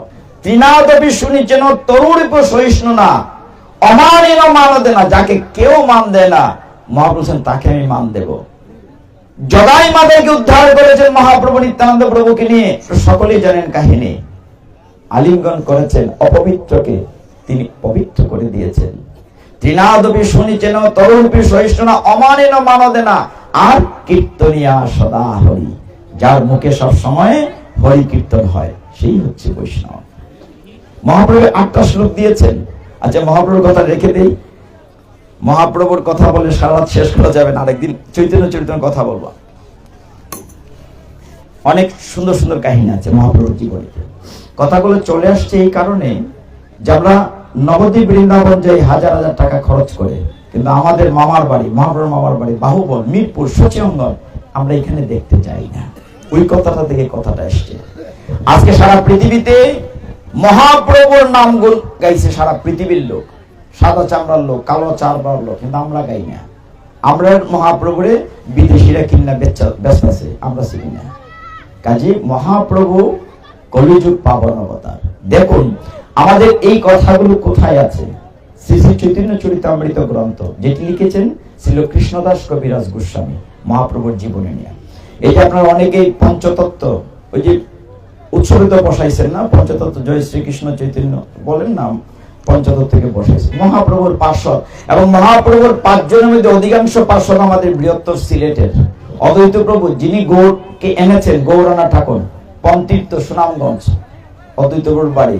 শ্রীবাস ঠাকুর বিয়ানীবাজার। অর্থাৎ মহাপ্রভুর সাঙ্গপাঙ্গ অধিকাংশ আমাদের বৃহত্তর সিলেট, কিন্তু আমরা জানি না। এবার আমরা গীতা থেকে 2টা শ্লোক বলে ভাগবতে যাই। সাবজেক্ট বেশি হয়ে গেছে, পরীক্ষার ঘন্টা সমান, ছাত্রের পাঠাইছেন পরীক্ষার হলো, তুমি একদিনে বাংলা ইংরেজি গণিত সব পরীক্ষা দিবে, তবে সময় কিন্তু সমান 3 ঘন্টা। এখন বাজে 9:20, কয়টা শেষ করব সেটা আমি মার্জিন দেব। আপনাদের অধিবাস আছে, গীতা না সারা রাত বসলে উঠতে পারবেন না, ভগবান কৃপা করলে উঠতে পারবেন না। পরীক্ষিত মহারাজ ভাগবত শুনেছিলেন কয়দিন মা? কয়দিন? 7 দিন 7 রাত্র, নাওয়া খাওয়া ঘুম সব বাদ দিয়া। কেন শুনেছিলেন? তিনি জানতে পেরেছিলেন, সেদিন নতুন নোয়াগাঁও বলছে ডিটেইলস, জানতে পেরেছিলেন তার আয়ু আছে আর মাত্র 7 দিন। এই যে আমরা আসলে বসেছি, আমরা কি জানি আমরা আয়ু কতদিন আছে? 7 দিন না 7 মিনিট না 7 সেকেন্ড। এইখানে যে আমরা বসছি উঠতে পারবো তার কোনো গ্যারান্টি আছে? আছে নাই। কিন্তু আমরা মনে করি যে দুনিয়ার সব মরলে বোধ আমি মরতাম না, এরকম না ভাবটা। দেখুন কি মজার ঘটনা, গীতা ভাগবতের মাঝখান দিয়ে আমরা যাই, 2টাই টাচ হবে, আপনার নিশ্চিন্তার কোনো কারণ নাই। 2টা সাবজেক্ট দিন, 2টাই টাচ করবে। মহাভারতের একটা অংশ গীতা, কাজে মহাভারত টাচ করি। যখন পঞ্চপাণ্ডব বনে ছিলেন, বনে যখন ছিলেন তখন ঘুরতে ঘুরতে এক ঋষির আশ্রমে গিয়েছিলেন। ঋষির আশ্রমে যখন গিয়েছিলেন, ঋষিরা যে যজ্ঞ করেন কাঠে গাছ বসে আগুন তুলতেন, ম্যাচ লাইট গ্যাস লাইট না। যখন কাঠে কাঠে বসে আগুন তুলতেন, সেই যজ্ঞের যে কাঠটি সেটি হরিণের সিংহে নিয়ে চলে গিয়েছিল। তখন ঋষি পঞ্চপাণ্ডবকে বললেন ওইটা নিয়ে আসো। ওইটা খুঁজে আনতে গিয়ে 5 ভাই তৃষ্ণার্ত হয়ে পড়ল। আপনারা জানেন কথাটি। এখন তৃষ্ণার্ত জল পাবে কোথায়? খুঁজে পাচ্ছে না। নকুল সে কিন্তু গণনা জানতো, সে একটা গাছের উপর উঠে দেখলো অনেক দূরে বক পাখি উড়াউড়ি করতেছে, নিশ্চয়ই ওখানে জলাশয় আছে, যাও। তো ভাইয়েরা জল আনতে গেল, 4 ভাই এক এক করে গেল, গিয়ে দেখলো জলাশয়ের তীরে বক রূপে ধর্মরাজ, বড় একটা বক পাখি। যেতেই প্রশ্ন করছে তোমরা কেউ জল স্পর্শ করবে না, আমার প্রশ্নের উত্তর দাও, জল স্পর্শ করলে মরে যাবে। ভীম বলতেছে বেটা আমি অত বড় বেটা, আমার কি ডর আছে? ডর তো বলে ফাঁকির কথা কেন শুনবো? যেই ঝড় ধরেছে অমনি মারা গিয়েছে। হরে কৃষ্ণ, হরে কৃষ্ণ, হরি বল। সামনে একটু কমাই দেয়, শোনা যায় তো। হাই বল। সবাই আমরা বলি, আমি বলবো প্রেম সে বলো, আপনারা বলবেন রাধে রাধে। প্রেম সে বলো, প্রেম সে বলো। প্রসাদ নাই ফাটে ফাটে আসতে গেলে লেগে খাইছেন না আজকে? প্রেম সে বলো, প্রেম সে বলো, প্রেম সে বলো, মানে প্রেমের সাথে বলো রাধে রাধে। মা বললো দুদিন বিরক্ত করবো আমি, আজকে আইসি একটু বিরক্ত করে লাই। এখন লাভ আপনার ওই রাধারানীর নাম নিলে। তো সবাই যাচ্ছে এক এক করে। বক পাখি বলছে আমার প্রশ্নের উত্তর না দিয়ে জল স্পর্শ করলে মারা যাবে। ভীম, অর্জুন, নকুল, সহদেব সবাই মারা গেল। যুধিষ্ঠির অপেক্ষা করতে করতে দেখলেন ভাইয়ের আসে না জল নিয়ে। তিনি তখন গেলেন, গিয়ে দেখলেন পুকুর পাড়ে সবাই পড়ে আছে। সর্বনাশ, এটা কেমন করে সম্ভব? আমার ভাই ভীমকে তো মারার মতো ক্ষমতা কেউ পৃথিবী রাখে না। এমন সে বিরাট একটা বক পাখি। তিনি জল স্পর্শ করতে চাইলেন। সে বল না, হে যুধিষ্ঠির, তোমার অন্য 4 ভাই আমার কথা না শুনে জল স্পর্শ করেছে। তুমি আমার প্রশ্ন যদি উত্তর দাও, তুমি জল স্পর্শ করবে। যুধিষ্ঠির তো ধর্মরাজ, তিনি ঠিক আছে উত্তর তো বলেন। এখানে 13টা প্রশ্ন আছে। প্রথম প্রশ্নটা শুধু আলোচনা করব। ওই ধর্মরাজ বলেছে, কিমাশ্চর্যম বসুন্ধরা, পৃথিবীতে সবচেয়ে আশ্চর্য বিষয় কোনটি? যুধিষ্ঠির মহারাজ উত্তর দিলেন, এই পৃথিবীতে প্রতিদিন আমরা একটা বিষয় দেখি বা শুনি, আত্মীয় হোক অনাত্মীয় হোক, নিজজন হোক অন্যজন হোক, আমরা দেখি কেউ না কেউ মারা যায়। নিজের ধর্মের হোক অন্যের ধর্মের হোক, কাঁধে করে আমরা বল হরি হরি বল শ্মশানে নিয়ে যাই। প্রতিদিন ঘটনাটা আমরা দেখি বা শুনি, কিন্তু এমন ভাবে আমরা জীবন আচরণ করি মনে হয় পৃথিবীর সব মরে গেলেও আমি মরব না। এটি হচ্ছে সপ্তম আশ্চর্য, না এটি সবচেয়ে বড় আশ্চর্য। কিমাশ্চর্যম বসুন্ধরা, ঠিক কিনা? আমরা কিন্তু ঘটনাটা দেখি কেউ না কেউ, যেমন এখানে ঠাকুরদা নাই, উনি আমাকে খুব স্নেহ করতেন, ওনাদের বাসাতে তখন বসা ছিলাম। এই আসলে এই বছর যারা আছি 15তম বার্ষিক উৎসবে, আগামী বছর কিছু যুগ হতে পারে, নাও হতে পারে, কিন্তু বিয়োগ হবে এখান থেকে 5-7 জন। এটা সত্য কিনা? চলে যাবে এখান থেকে অনেকে, এটি জীবনের শেষ হতে পারে। কাজে আমাদের অহংকার কিচ্ছু নাই। আমি প্রতিপাঠী কথাটি বলি যাতে করে আমার অহংকারটি দূর হয়। হে ভক্তগণ, আমার করার কিচ্ছু ক্ষমতা নাই। আমি কি নিজে নিজে জন্ম নিতে পেরেছি? জন্ম দিয়েছে অন্যজন। মা, তুমি নিজে নিজে জন্ম নিতে পেরেছ? জন্ম দিয়েছে তোমার পিতা মাতা। তুমি যতটুকু পড়াশোনা করেছো, তোমাকে শিক্ষা দিয়েছে অন্যজন, জন্ম দিয়েছে অন্যজন, শিক্ষা দিয়েছে অন্যজন, চাকরি বাকরি ব্যবসা বাণিজ্য সেটাও দিয়েছে অন্যজন। যেদিন আমি মারা যাব, আমি যত বড় নেতা যত বড় অহংকারী হই, যেদিন আমি মারা যাব সেদিন আমি নিজে হেঁটে শ্মশানে যেতে পারবো না, আমাকে কাঁধে করে নিয়ে যাবে অন্যজন। আপনার কি ক্ষমতা আছে? পারবেন হেঁটে শ্মশানে যেতে? আমাকে জন্ম দিয়েছে অন্যজন, শিক্ষা দিয়েছে অন্যজন, খাবার দিয়েছে অন্যজন, চাকরি দিয়েছে অন্যজন। যেদিন আমি মারা যাব সেদিন আমি নিজে হেঁটে শ্মশানে যেতে পারবো না, আমাকে কাঁধে করে নিয়ে যাবে অন্যজন। আমার অহংকার করার কি আছে? অথচ আমরা অহংকারী হই। এই কারণে ভাগবত শ্রবণ করতে হবে। ভাগবতের সারা রাত বললেও সারা ভাগবতের একটা বিন্দু শেষ করা যাবে না। গীতায় তো মাত্র 700 শ্লোক, 18টা অধ্যায়। ভাগবতে 12টি স্কন্ধ, 18,000 শ্লোক। কত শ্লোক বলেছি? আমরা ভাগবত সপ্তাহ করি, যেমন মাধবপুর ভাগবত সপ্তাহ আগামীকাল থেকে শুরু হবে। আগামী 7 দিন 7 জন পাঠক থাকবে। 7 দিনের মধ্যে আমার আবার 2 দিন, কালকে পরশু 2 দিন যাব মাধবপুর, কৃপা করবেন। ভাগবতে 12টা স্কন্ধ। আমরা অনেকেই মনে করি ভাগবত মানে কৃষ্ণের লীলা, মানে কৃষ্ণ জন্ম নিয়েছেন, অগাসুর বগাসুর বধ করেছেন, কংস ধ্বংস করেছেন, রাসলীলা করেছেন। এইটি ভাগবত না, এটা 10ম স্কন্ধ। প্রথম স্কন্ধ থেকে আরো 11টা স্কন্ধ আছে, ওইটা ছাড়া। আমরা 10ম স্কন্ধ একটু আলোচনা করি, আপনাদের জ্ঞাতার্থে বলি। কিন্তু এটা বুঝতে গেলে গীতার একটি শ্লোক মাথায় রাখতে হবে, কারণ যে বলছেন যে গীতা এবং ভাগবত দুইটা। গীতার একটি শ্লোক আমরা টাচ করি, 7ম অধ্যায়ের 19 নম্বর। 7ম অধ্যায়ের নাম কি? জ্ঞান বিজ্ঞান যোগ। সেখানে ভগবান বলছেন বহু নামে জন্মনাম অন্তে জ্ঞানবানমাম প্রপদ্যন্তে বাসুদেব সর্বং ইতি স মহাত্মা সুদুর্লভ। অর্থ কি? ভগবান বলছেন বহুবার জন্মের পরে, একবার না বহু নাম জন্ম না অন্তে, হাজার হাজার লক্ষ লক্ষ মানুষের মধ্যে আমার কাছে আত্মসমর্পণ করে আমাকে জানে, এরকম লোক খুব দুর্লভ। বহু জন্মের পরে ভগবানকে বুঝতে পারা এত সোজা না। অর্জুন যখন যুদ্ধক্ষেত্রে বলেছিল আমি তোমার কথা শুনি না, তুমি কি আমার ভগবান নাকি? অহংকার এসেছিল। তুমি আমার গাড়ির ড্রাইভার। অর্জুন গাড়ির ড্রাইভার না কৃষ্ণ? তুমি আমার রথের চালক, তোমার কথা কেন শুনবো? তুমি কি ভগবান? তোমার কি পাঁচক্ষমতা? অর্জুন বলছেন আমি রাজার ছেলে, আমার বন্ধুর ঠিক ঠিকানা আছে, আমি পাণ্ডব, আর তোমার তো জন্মই ঠিক নাই, জেলখানার জন্ম হয়েছে, কারাগারে। কৃষ্ণ বলে দেখলানি তামসা, হ্যাঁ আমার তোমার জন্মই হয় না। কৃষ্ণ বলছেন আমি হচ্ছে অজ। কৃষ্ণের এক নাম হচ্ছে অজ, যার কখনো জন্ম হয় না।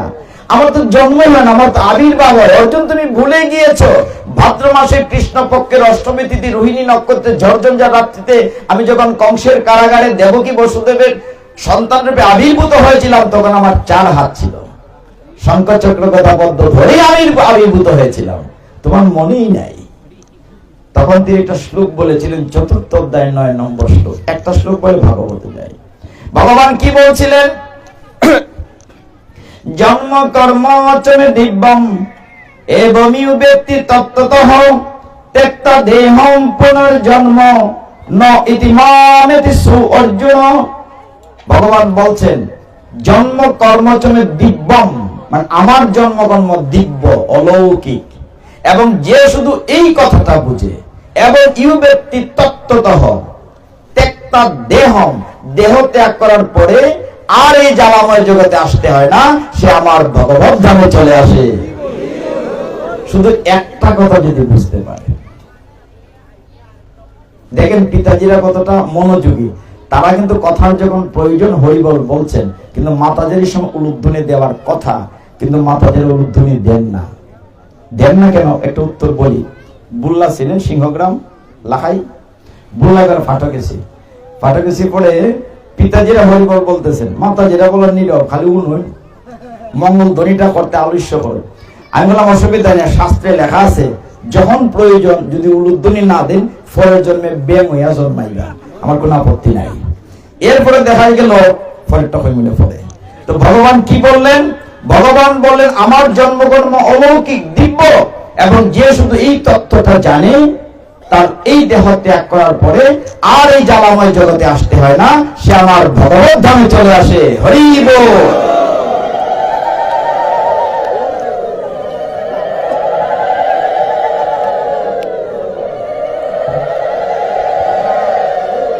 কেউ ব্যায়াম হইতে চায় না, বুঝছেন না? হরি বল। ঠিক আছে, প্রেম সে বলো, প্রেম সে বলো, প্রেম সে বলো, প্রেম সে বলো।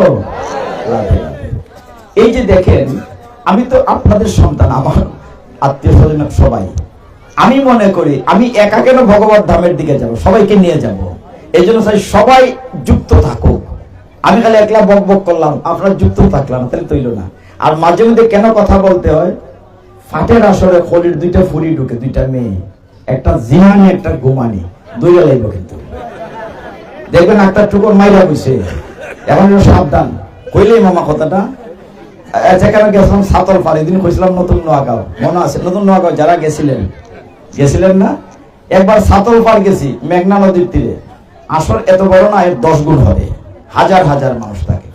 মাঘ মাসও গেছি, ফাটো কুয়াশার লাগান বৃষ্টি পড়ে। মাঘ শোনো, আমার দিকে শোনো, বৃষ্টির লাগান কুয়াশা পড়তেছে। তো রাত্রে গেছে অনেক, তুই কোনার থেকে এক মাতাজি যাইতো আর কি ঘুমে দূরে লাইছে, হলির মেয়ে অ্যাটাক করে লাইছে, টুকরা নিয়ে আর বস যেত। বেটি রাত খেলা কেমনে যাইতো, ইকুনার থেকে আরেক মহিলারা ডাকতেছে, কেমনে শুনুন ঘটনাটা। তো ডাকতেছে, হ্যাঁ কমলার মা, হ্যাঁ আবার আমার দিকে চাইতেছে, আমি দেখি কিনা।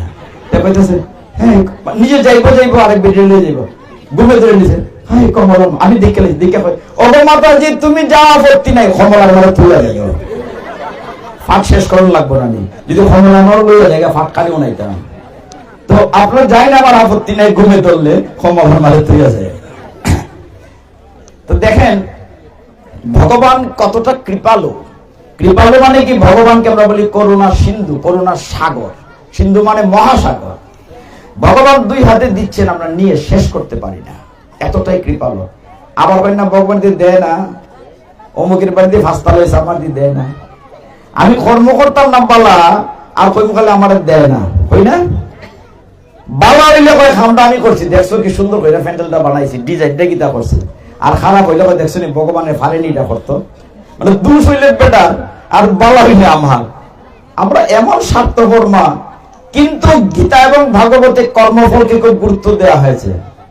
কর্মফল, কর্মফল থেকে কেউ মাপ পাবে না। আপনি সব মুজা যদি তার লাগুন খাবার লাগান, দেখছি না, তবু মাপ পাইবেন না। তাহলে শুনেন, একটা ছোট্ট পুরাণের গল্প বলি 2 মিনিটে। কর্মফল কি জিনিস? প্রত্যেকের কর্মের ফল নিজেকে ভোগ করতে হবে। একদিন যমুনার তীর দিয়ে রাধা এবং কৃষ্ণ হেঁটে যাচ্ছেন। কারা হেঁটে যাচ্ছেন? রাধা এবং কৃষ্ণ হেঁটে যাচ্ছেন। এমন সময় রাধারানী কৃষ্ণকে প্রশ্ন করলেন, হ্যাঁ গো, তুমি যে গীতায়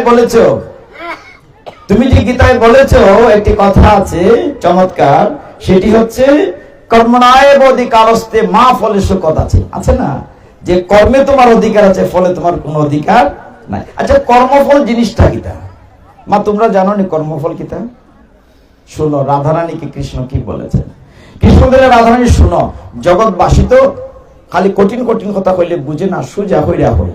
এক দেশে এক রাজা আছেন, তার অনেকগুলা মন্ত্রী। কৃষ্ণ রাধারানীকে বুঝাচ্ছেন, মানে আমাদের জন্য বুঝাচ্ছেন। অনেক মন্ত্রী ছিল। একদিন রাজা বলে, রাজা তো অনেক বড় বাগান আছে, ফুলের বাগান, ফলের বাগান আছে না মা?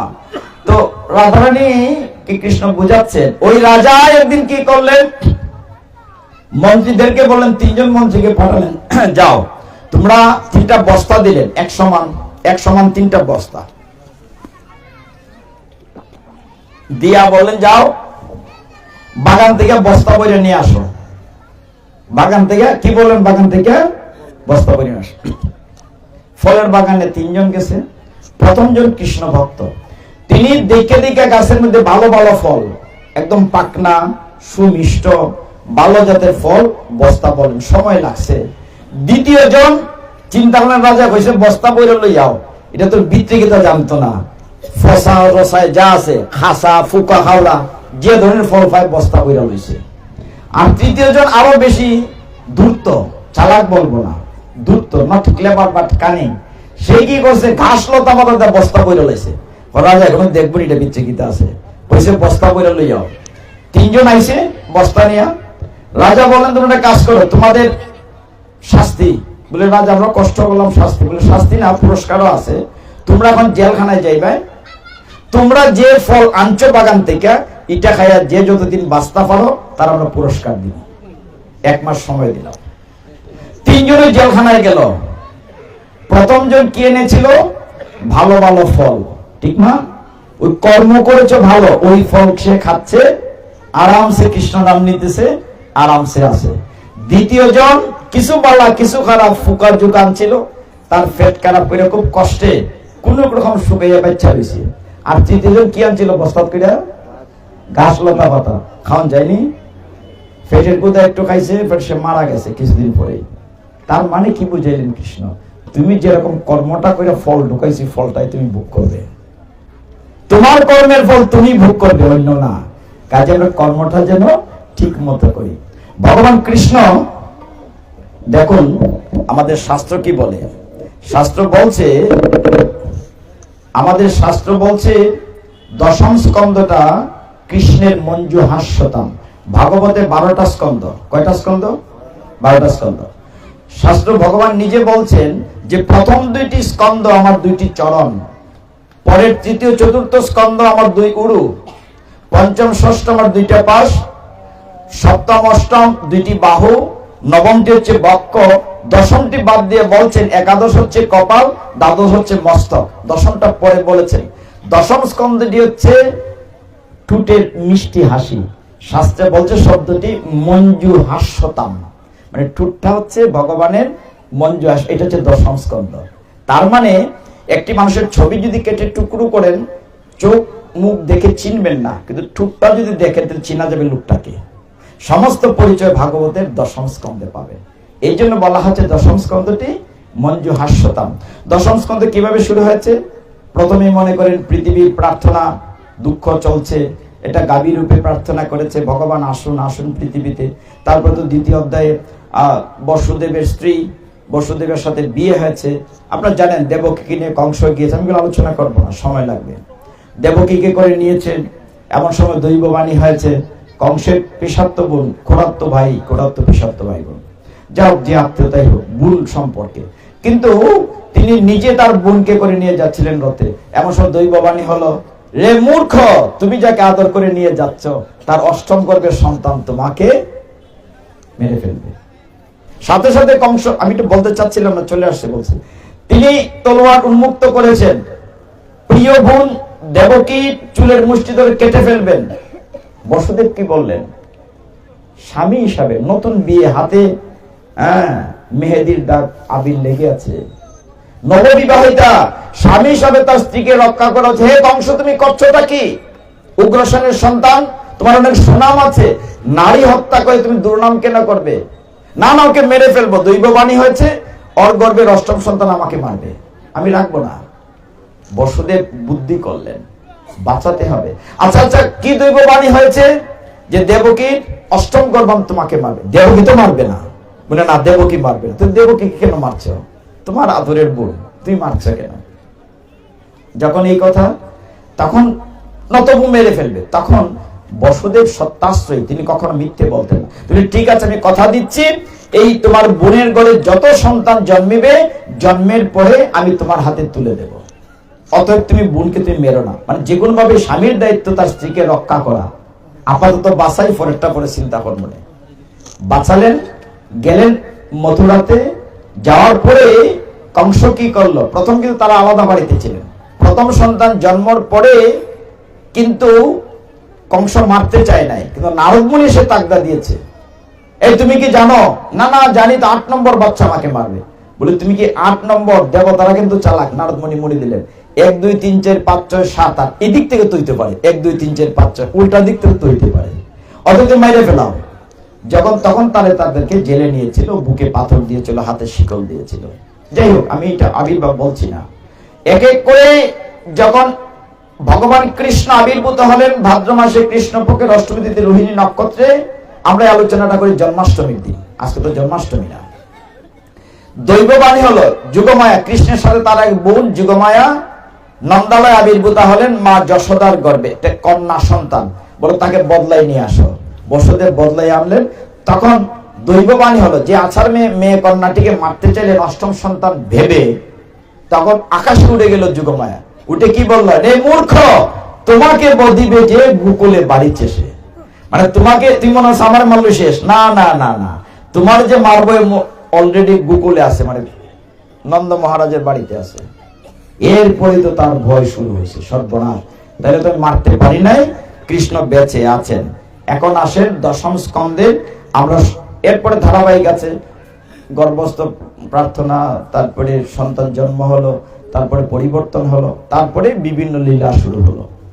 আমরা একটু কাহিনীর পিছনের কাহিনী বলি, তাহলে বুঝতে সুবিধা হবে। প্রত্যেকটা ঘটনার পিছনে ঘটনা আছে। কেমন? আজকে এইটা চিন্তা করেছি যে আজকে কাহিনীর পিছনের কাহিনী দিয়ে একটা বলবো। দেখুন, আপনারা পুতনা বধ দেখেছেন, পুতনা রাক্ষসী দেখেছেন না মা? কৃষ্ণ বধ বলি না, কৃষ্ণদের মৃত্যু হলে আমরা বলি উদ্ধার, পুতনা উদ্ধার। যেমন জরাসন্ধ উদ্ধার, শিশুপাল উদ্ধার, মানে কৃষ্ণের হাতে মারা গেলে আমরা বধ বলি না, উদ্ধার বলি। পুতনা কে ছিল? একটু পিছনে যাই। ভগবানের যে দশাবতারের কাহিনী আপনারা জানেন, মৎস্য কুর্ম বরাহ, জানেন আপনারা, সকলেই জানেন। একটি অবতারের নাম বামন অবতার, ঠিক না? ভগবান ছোট্টটি বামন রূপে যখন, এই যে মায়েদের জন্য বিশেষ করে বলছি, পিতাজিরাও শোনেন, ভগবানের কাছে চাইতে গেলে হুশ করে চাইবেন। চাওয়ার কাছে তফাৎ আছে। ভগবান বলছেন আমার কাছে কিছু চাইতে হবে না, আমি তো করুণার সাগর, এমনি দিচ্ছি তোমাকে, তুমি ভালো কর্ম করলে ভালো ফল পাবে। বামন অবতারে প্রতাপশালী দৈত্যরাজ ছিল।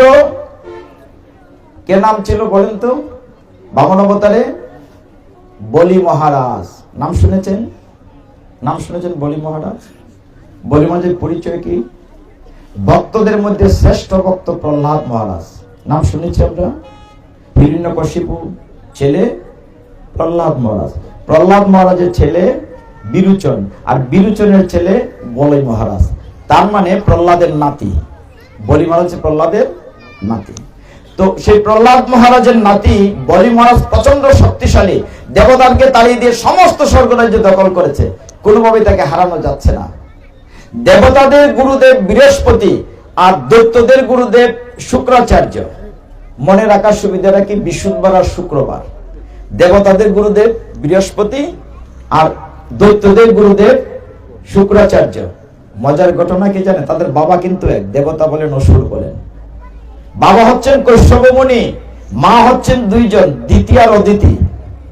কৈশ্যপ মুনি দুইজন স্ত্রীর মধ্যে দিতির গর্ভে সব দৈত্য, অদিতির গর্ভে সব দেবতা।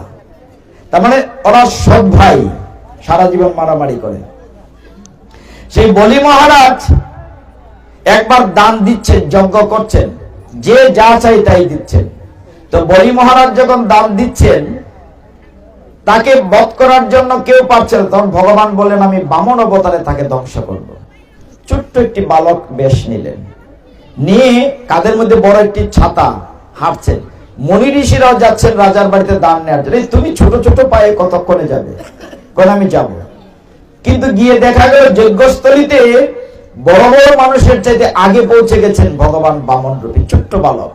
কেউ কিন্তু চিনে না, কিন্তু দিব্য দেহ, এত সুন্দর শিশুটি। বলি মহারাজের রাজস্থলিতে গিয়ে সে দান চাইল, তুমি যা চাও তাই দেব। তো দান দেওয়ার আগে তো আগে আচমন করতে হবে। আচমন করার জন্য যখন কমণ্ডল থেকে জল দিতে চাইলেন, শুক্রাচার্য চিনে ফেলল। ওনার তো আবার শিষ্য বলি মহারাজ, দৈত্যদের গুরুদেব শুক্রাচার্য। বলছে না, তুমি দান দিও না, বামন অবতার রূপে ভগবান এসছেন, উনি যেই সেই না, স্বয়ং বিষ্ণু তোমাকে মেরে ফেলবে। বলি মহারাজ এক কথার লোক, আমি কথা দিয়েছি দান দেবই দেব, দান দেবই দেব। তখন গুরুদেব তার শিষ্যকে বাঁচানোর চেষ্টা করেছেন। কমণ্ডল কেটলির মতো না মুখটা, দেখেছেন তো? কমণ্ডলের মুখের মধ্যে শুক্রাচার্য একটি পোকা হয়ে ঢুকে গেলেন যাতে জল না পড়ে। তখন শলা দিয়ে ছিদ্র করেছে, এই জন্য শুক্রাচার্যের একটা চোখ কানা, মানে জল বের করার জন্য। আচমন করে দান দিতে চাইলেন, আর এই শিশুটিকে দেখে বলি মহারাজের কন্যার নাম ছিল রত্নমালা। কি বলেছিলাম? কি বলেছি মা? রত্নমালা। এই ছোট্ট শিশুটিকে দেখে এত ভালো লাগলো, আহারে এই শিশুটি যদি আমার হতো। মায়ের মন না, এত সুন্দর শিশুটি যদি আমার হতো, আমি যদি তার মা হতাম। ভগবান মনে মনে বলেন তথাস্তু। কিছুক্ষণ পরে আচমনে বলে দাম, তুমি কি চাও? ছোট্ট বালকের মতো বলছে, আমি মাত্র 3 পায়ের সমান মাটি চাই, ত্রিপাদ ভূমি। কতটুকু? বলে এই চাইলে তুমি? আমি ভাবছি তুমি রাজ্য চাইবাই, কোটি কোটি ধন দৌলত চাইবাই। বলে না, বেশি না, মাত্র 3 পাদ ভূমি চাই। বলে এটাই? হ্যাঁ ঠিক আছে, ঠিক আছে আপনি নেন। যেই বলছে নেন, দেখা যায় ছোট্ট বামন বড় হতে হতে হতে হতে এত বড় হইলো, কোথায় গিয়ে মাথা টেকেছে। 2 পা নাভি মূল থেকে আরেকটা তৃতীয় পা। বলে নেন। প্রথম পায়ে যে বলছে দান দিলাম, সমস্ত পৃথিবী আকাশ ঢেকে গেছে। দ্বিতীয় পায়ে স্বর্গ অন্তরিক্ষ ঢেকে গেছে, তৃতীয় পা রাখার জায়গা নাই। আর এই রূপ দেখে রত্নমালা বলেছিলাম না মেয়েটার নাম, সে ভয় করছে। যখন বললো যে আমার আরেক পা রাখার জায়গা কোথায় দেবেন? কত বড় ভক্ত বলি মহারাজ, দৈত্য হলে কি হবে? দৈত্যরাজ, তার রক্তে তো প্রহ্লাদের বংশধর না, প্রহ্লাদের নাতি। সে বলছে, হে প্রভু, তোমার হাতে যদি আমার জীবন যায়, জীবন সার্থক। কোনো ভূমি নাই, এই আমি মাথা পেতে দিলাম। মাথা পেতে দিল বলি মহারাজ, আর ভগবান বামন রূপে তৃতীয় পাতার মাথায় দিয়ে এমন ভাবে চাপ দিলেন, তাকে সুতল লোকে ঢুকিয়ে দিলেন। কিন্তু তার পূর্বে সে বলল, প্রভু আমি জানি আপনার হাতে আমার মৃত্যু হবে, আমার একটি প্রার্থনা আছে। বলো বলো বলি মহারাজ বলো। বলে আমার একটি প্রার্থনা শুনবে? নিশ্চয়ই শুনবো। আমাকে যে পাতাল বা সুতোর লোকে ঢুকাবেন, ওইখানে যেখানেই রাখেন, আমি যেন ঘুম থেকে উঠে আপনাকে দর্শন করতে পারি। বলি মহারাজ কি বলছে, আমি যেন আপনাকে দর্শন করতে পারি। সে কিন্তু দৈত্যদের রাজা, কিন্তু বলছে না, এই কারণে সুতোর লোকে, যে পাতালে বা সুতল, যেটা বলেন শব্দটা সুতল লোক বলা আছে, বলি মহারাজের রাজবাড়ির যে ফিলার দারোয়ান ছিলেন ভগবান নিজে, ঘুম থেকে উঠে ভগবান দর্শন করতে। যখন পা দিয়ে চেপে নিচে নিচ্ছে, তখন রত্নমালা দাঁড়িয়ে বলছে, আমি ছেলেটাকে সন্তান রূপে চেয়েছি, যদি সুযোগ পাইতাম আমি তো স্তন্য দুগ্ধ না, তাকে বিষ খাইয়ে মারতাম। ভগবান বলেন তথাস্তু।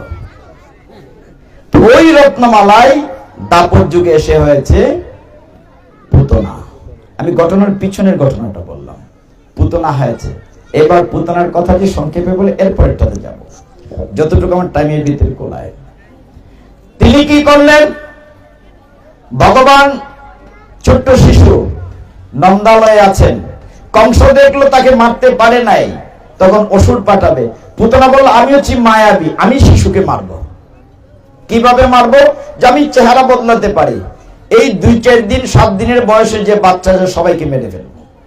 এই ভক্তগণ, পুতনা কি করলো, এমন সুন্দর একটা রূপ ধারণ করলো, দেখার মতো। ব্রজে এরকম সুন্দরী মহিলা নাই। স্তনের মধ্যে কালকুট বিষ লাগালো, দুধের মধ্যে গেল, নন্দালয়ে গিয়ে বিভিন্ন শিশুকে মেরেছে। নন্দালয়ে গিয়ে, আবার তোমাদের ঘরে নাকি সুন্দর একটি ছেলে আছে, বলে হ্যাঁ, কোথায়, ভিতরে। আর তাকে দেখে সবাই দরজা খুলে দিল, যাও যাও দেখে আসো। ভেবেছে তুমি ছেলেটাকে কুলে নেবে। পুতনা যেই কুলে নিয়ে স্তন্য দুগ্ধ দিল, বিষ মিশানো স্তন, ওই যে রত্নমালা চাইছিল, যে পারলে আমি, তুমি যদি আমার সন্তান হতে, তখন তো সন্তান তো হইল, এরকম সন্তান আমি তোকে মেরে ফেলবো, ঠিক আছে। যেই স্তন্য দুগ্ধ দিল, ভগবান তখন তার স্তন্য দুগ্ধ সহ তার কলিজা, আত্মা, জান লইয়া টান শুরু করলেন। ছাড় ছাড় চিৎকার করতেছেন, ছাড়ে না। ভগবান তার জীবন প্রাণ নিয়ে টানতে শুরু করলেন। পুতনা বাইরে চলে গেল, একটাকে সুন্দরী রমণী সেজেছিল, তখন তার আসল বিকট রূপ প্রকাশ পেয়েছে। মানে বিশাল পেতনি, বড় বড় দাঁত, বড় বড় চোখ, পাহাড়ের মতো, বলছে নাক মুখ পাহাড়ের গুহার মতো। পুতনাকে এমন ভাবে ধরেছে, কিন্তু ভগবান যখন স্তন্যদুগ্ধ টাচ করবেন, ভাগবতে লিখা আছে, এটি 10ম স্কন্ধের 6ষ্ঠ অধ্যায়, যারা ভাগবত পড়েন, সেখানে বলা আছে ভগবান চোখ মুজে ফেলেছেন। 6 দিনের শিশু চোখ মুজে ফেলেছিলেন। শাস্ত্র প্রশ্ন করেছে, কেন চোখ বন্ধ করে? এখানে 17টা কজ আছে, আমি 2টা কজ পড়ি। তিনি চোখ মুজে ফেলেছিলেন, কারণ কৃষ্ণ হয় সূর্য সম, মায়া হয় অন্ধকার, যেটা কৃষ্ণ তথা নাহি মায়ার অধিকার। ভূত পেতনি তো মায়া, মায়াবী। যদি চোখ খুলেন, তাহলে তো সে মায়া থাকবে না, চলে যাবে। আরেকবার চোখ খুলতে চাইলেন না কেন? যতই হোক, সে তো আমাকে স্তন্য দুগ্ধ দিচ্ছে, সে আমার মা, আমার হাতে তার মৃত্যু হবে, আমি কি করে মার মৃত্যু দেখি? আবার চিন্তা করলেন, না না না, এই যে রত্নমালা, ওই যে আমাকে সন্তান রূপে চেয়েছিল, অতএব আমি তো তার হত্যা করতে পারি না। এই কারণে চোখ বন্ধ করেছিলেন। যখন স্তন্যদুগ্ধ টান থেকে একবারে কলিজা টেনে দিলেন, তখন পুতনা বিকট আওয়াজ করে পড়ে গেল। ছিলেন না বসুদেব, বাড়িতে ছিলেন না। বসুদেব গিয়েছিলেন মথুরাতে ট্যাক্স দিতে, খাজনা দিতে, ওই যে কংস রাজার কাছে। আওয়াজ শুনে সকলেই বেরোলো ঘর থেকে, কানাই কোথায়, কানাই কোথায়? ছোট্ট কানাই দেখেন একটা বিশাল পেতনি পড়ে আছে, আর তার বুকের উপরে স্তন্যদুধের মধ্যে হামাগুড়ি দিচ্ছে ছোট্ট একটা শিশু কৃষ্ণ। সবাই গেলেন। মথুরা থেকে বসুদেব ঘুরে আসলেন, সর্বনাশ, নন্দমা কুলে নিয়ে, সর্বনাশ, কি হয়েছে, আমার ছেলেটা বেঁচে আছে তো? তাকে গুছে না, গোবর দিয়ে, পঞ্চগব্য দিয়ে স্নান করালেন। আমরা তো এগুলো জানি না যে পঞ্চগব্যের কত মূল্য, ঠাকুর দ্বারা জানেন। আমরা গেলে বই গোবর, নার ইত্যাদি ইত্যাদি, দই দুধ ইত্যাদি লাগায়, কিন্তু এটার পিছনে কত কত মাহাত্ম আছে। ভগবান কৃষ্ণকে পঞ্চগব্য দিয়ে মা স্নান করালেন, যাতে ভূত প্রেতের 260টা জায়গা। সাইয়ে দেখেন এত বড় বিশাল পেতনি পড়ে আছে, তাকে তো অন্ত্যেষ্টি করতে হবে। আমরা যখন শ্মশানে কেউ মারা গেলে যে অন্ত্যেষ্টিকা করি, এটা একটা যজ্ঞ। সর্বোত্তম একটা যজ্ঞ। এত বড় দেহটাকে টুকরা টুকরা করে কেটে শ্মশানে দেওয়া হলো। পুতনার দেহ থেকে মানুষের পোড়া গন্ধ না, চন্দনের ঘ্রাণ বের হতে লাগলো। কেন? ওই পুতনাকে ভগবান অদর স্পর্শ করে তাকে মৃত্যু দিয়েছেন, টুক স্পর্শ করে তাকে উদ্ধার করেছেন। তার দেহ তার অপবিত্র থাকতে পারে না, পারে মা? তার দেহ থাকতে পারে? তার দেহ থেকে চন্দনের ঘ্রাণ বেরল। এটা হলো ষষ্ঠ স্কন্ধ, শ্রীমদ ভাগবতমের দশম স্কন্ধের ষষ্ঠ অধ্যায়। সপ্তম অধ্যায় ভগবান আরেকটু যখন বড় হলেন তখন তিনি শকটাসুর বধ করলেন, তৃণাবর্তসুর বধ করলেন। নাম শুনেছেন? দশম স্কন্ধের সপ্তম অধ্যায়, বল। দশম স্কন্ধের সপ্তম অধ্যায় তিনি তৃণাবর্তসুর নাম শুনেছেন? শকটাসুর। শকট মানে কি? মনে করেন একটা গাড়ি, ঠেলা গাড়ি। ভগবান কৃষ্ণকে একদিন নন্দমা এরকম শুয়ে রেখেছেন বারান্দায়। শুয়ে রেখে কোথায় রেখেছেন? একটা ঠেলা গাড়ির মনে করেন নিচে, যাতে রোদ না লাগে। আর যদি অনেক বাসন কুসন ভারী জিনিস আছে। কত করে কানাই মানে কৃষ্ণ পা দিয়ে লাথি মেরে এই শকটাসুরকে বধ করেছিলেন, উদ্ধার করেছিলেন। শকটাসুর কে ছিল? পেছনের কাহিনীটা বলতে হবে। শকটাসুর ছিল পূর্ব জন্মে একটি অসুর ছিল, তার নাম ছিল উৎকচ। কি নাম বলেছি? উৎকচ ছিল, কিন্তু হিরণ্যাক্ষ ছিল। হিরণ্যাক্ষকে হিরণ্যকশিপুর ভাই। হিরণ্যাক্ষকে ভগবান কিভাবে মেরেছিলেন? বরাহ অবতারে শুকর রূপ ধারণ করে। যখন পৃথিবী জলমগ্ন হয়েছে, আরে ভাগবত কত বলবো, পাগল হওয়ার অবস্থা, মানে একটু টাচ করলে সারা রাত চলে যাবে, এবং এগুলো শেষ হবে না। পরীক্ষিত মানুষ 7 দিন 7 রাত্র শুনেছিলেন কি এমনি এমনি। তো সেই হিরণ্যাক্ষ ছেলে যে উৎকচ এতটাই বিশাল দেহ ছিল উৎকচের, নিজের গা মোটা হইলে যেমন কারো চোখে লাগে না। উৎকচ একদিন এক মুনির আশ্রম, উৎকচ কি করেছিল? সে মুনির আশ্রম ভেঙে ফেলেছিল গায়ের জুড়ে। মুনি তাকে অভিশাপ দিয়েছিলেন, তুই এই শরীর নিয়ে অহংকার, তোর শরীর খসে পড়ে যাক। সাপের যেমন চরসারে তার দেহ থেকে কষে পড়তে লাগলো। তখন কি বলো, প্রভু আমার অপরাধ হয়েছে, উৎকচ হিরণ্যাক্ষ দত্তের ছেলে, আমার অপরাধ হয়েছে, আমার কি করে মুক্তি পাবো? বলে অভিশাপ থেকে মুক্তি নাই, তবে যে তোমার কাছে ক্ষমা চেয়েছো, দাপর যুগে ভগবান কৃষ্ণ রূপে আসবেন, তার চরণ স্পর্শ তুমি মুক্তি পেয়ে যাবে। এই কারণে শকটাসুর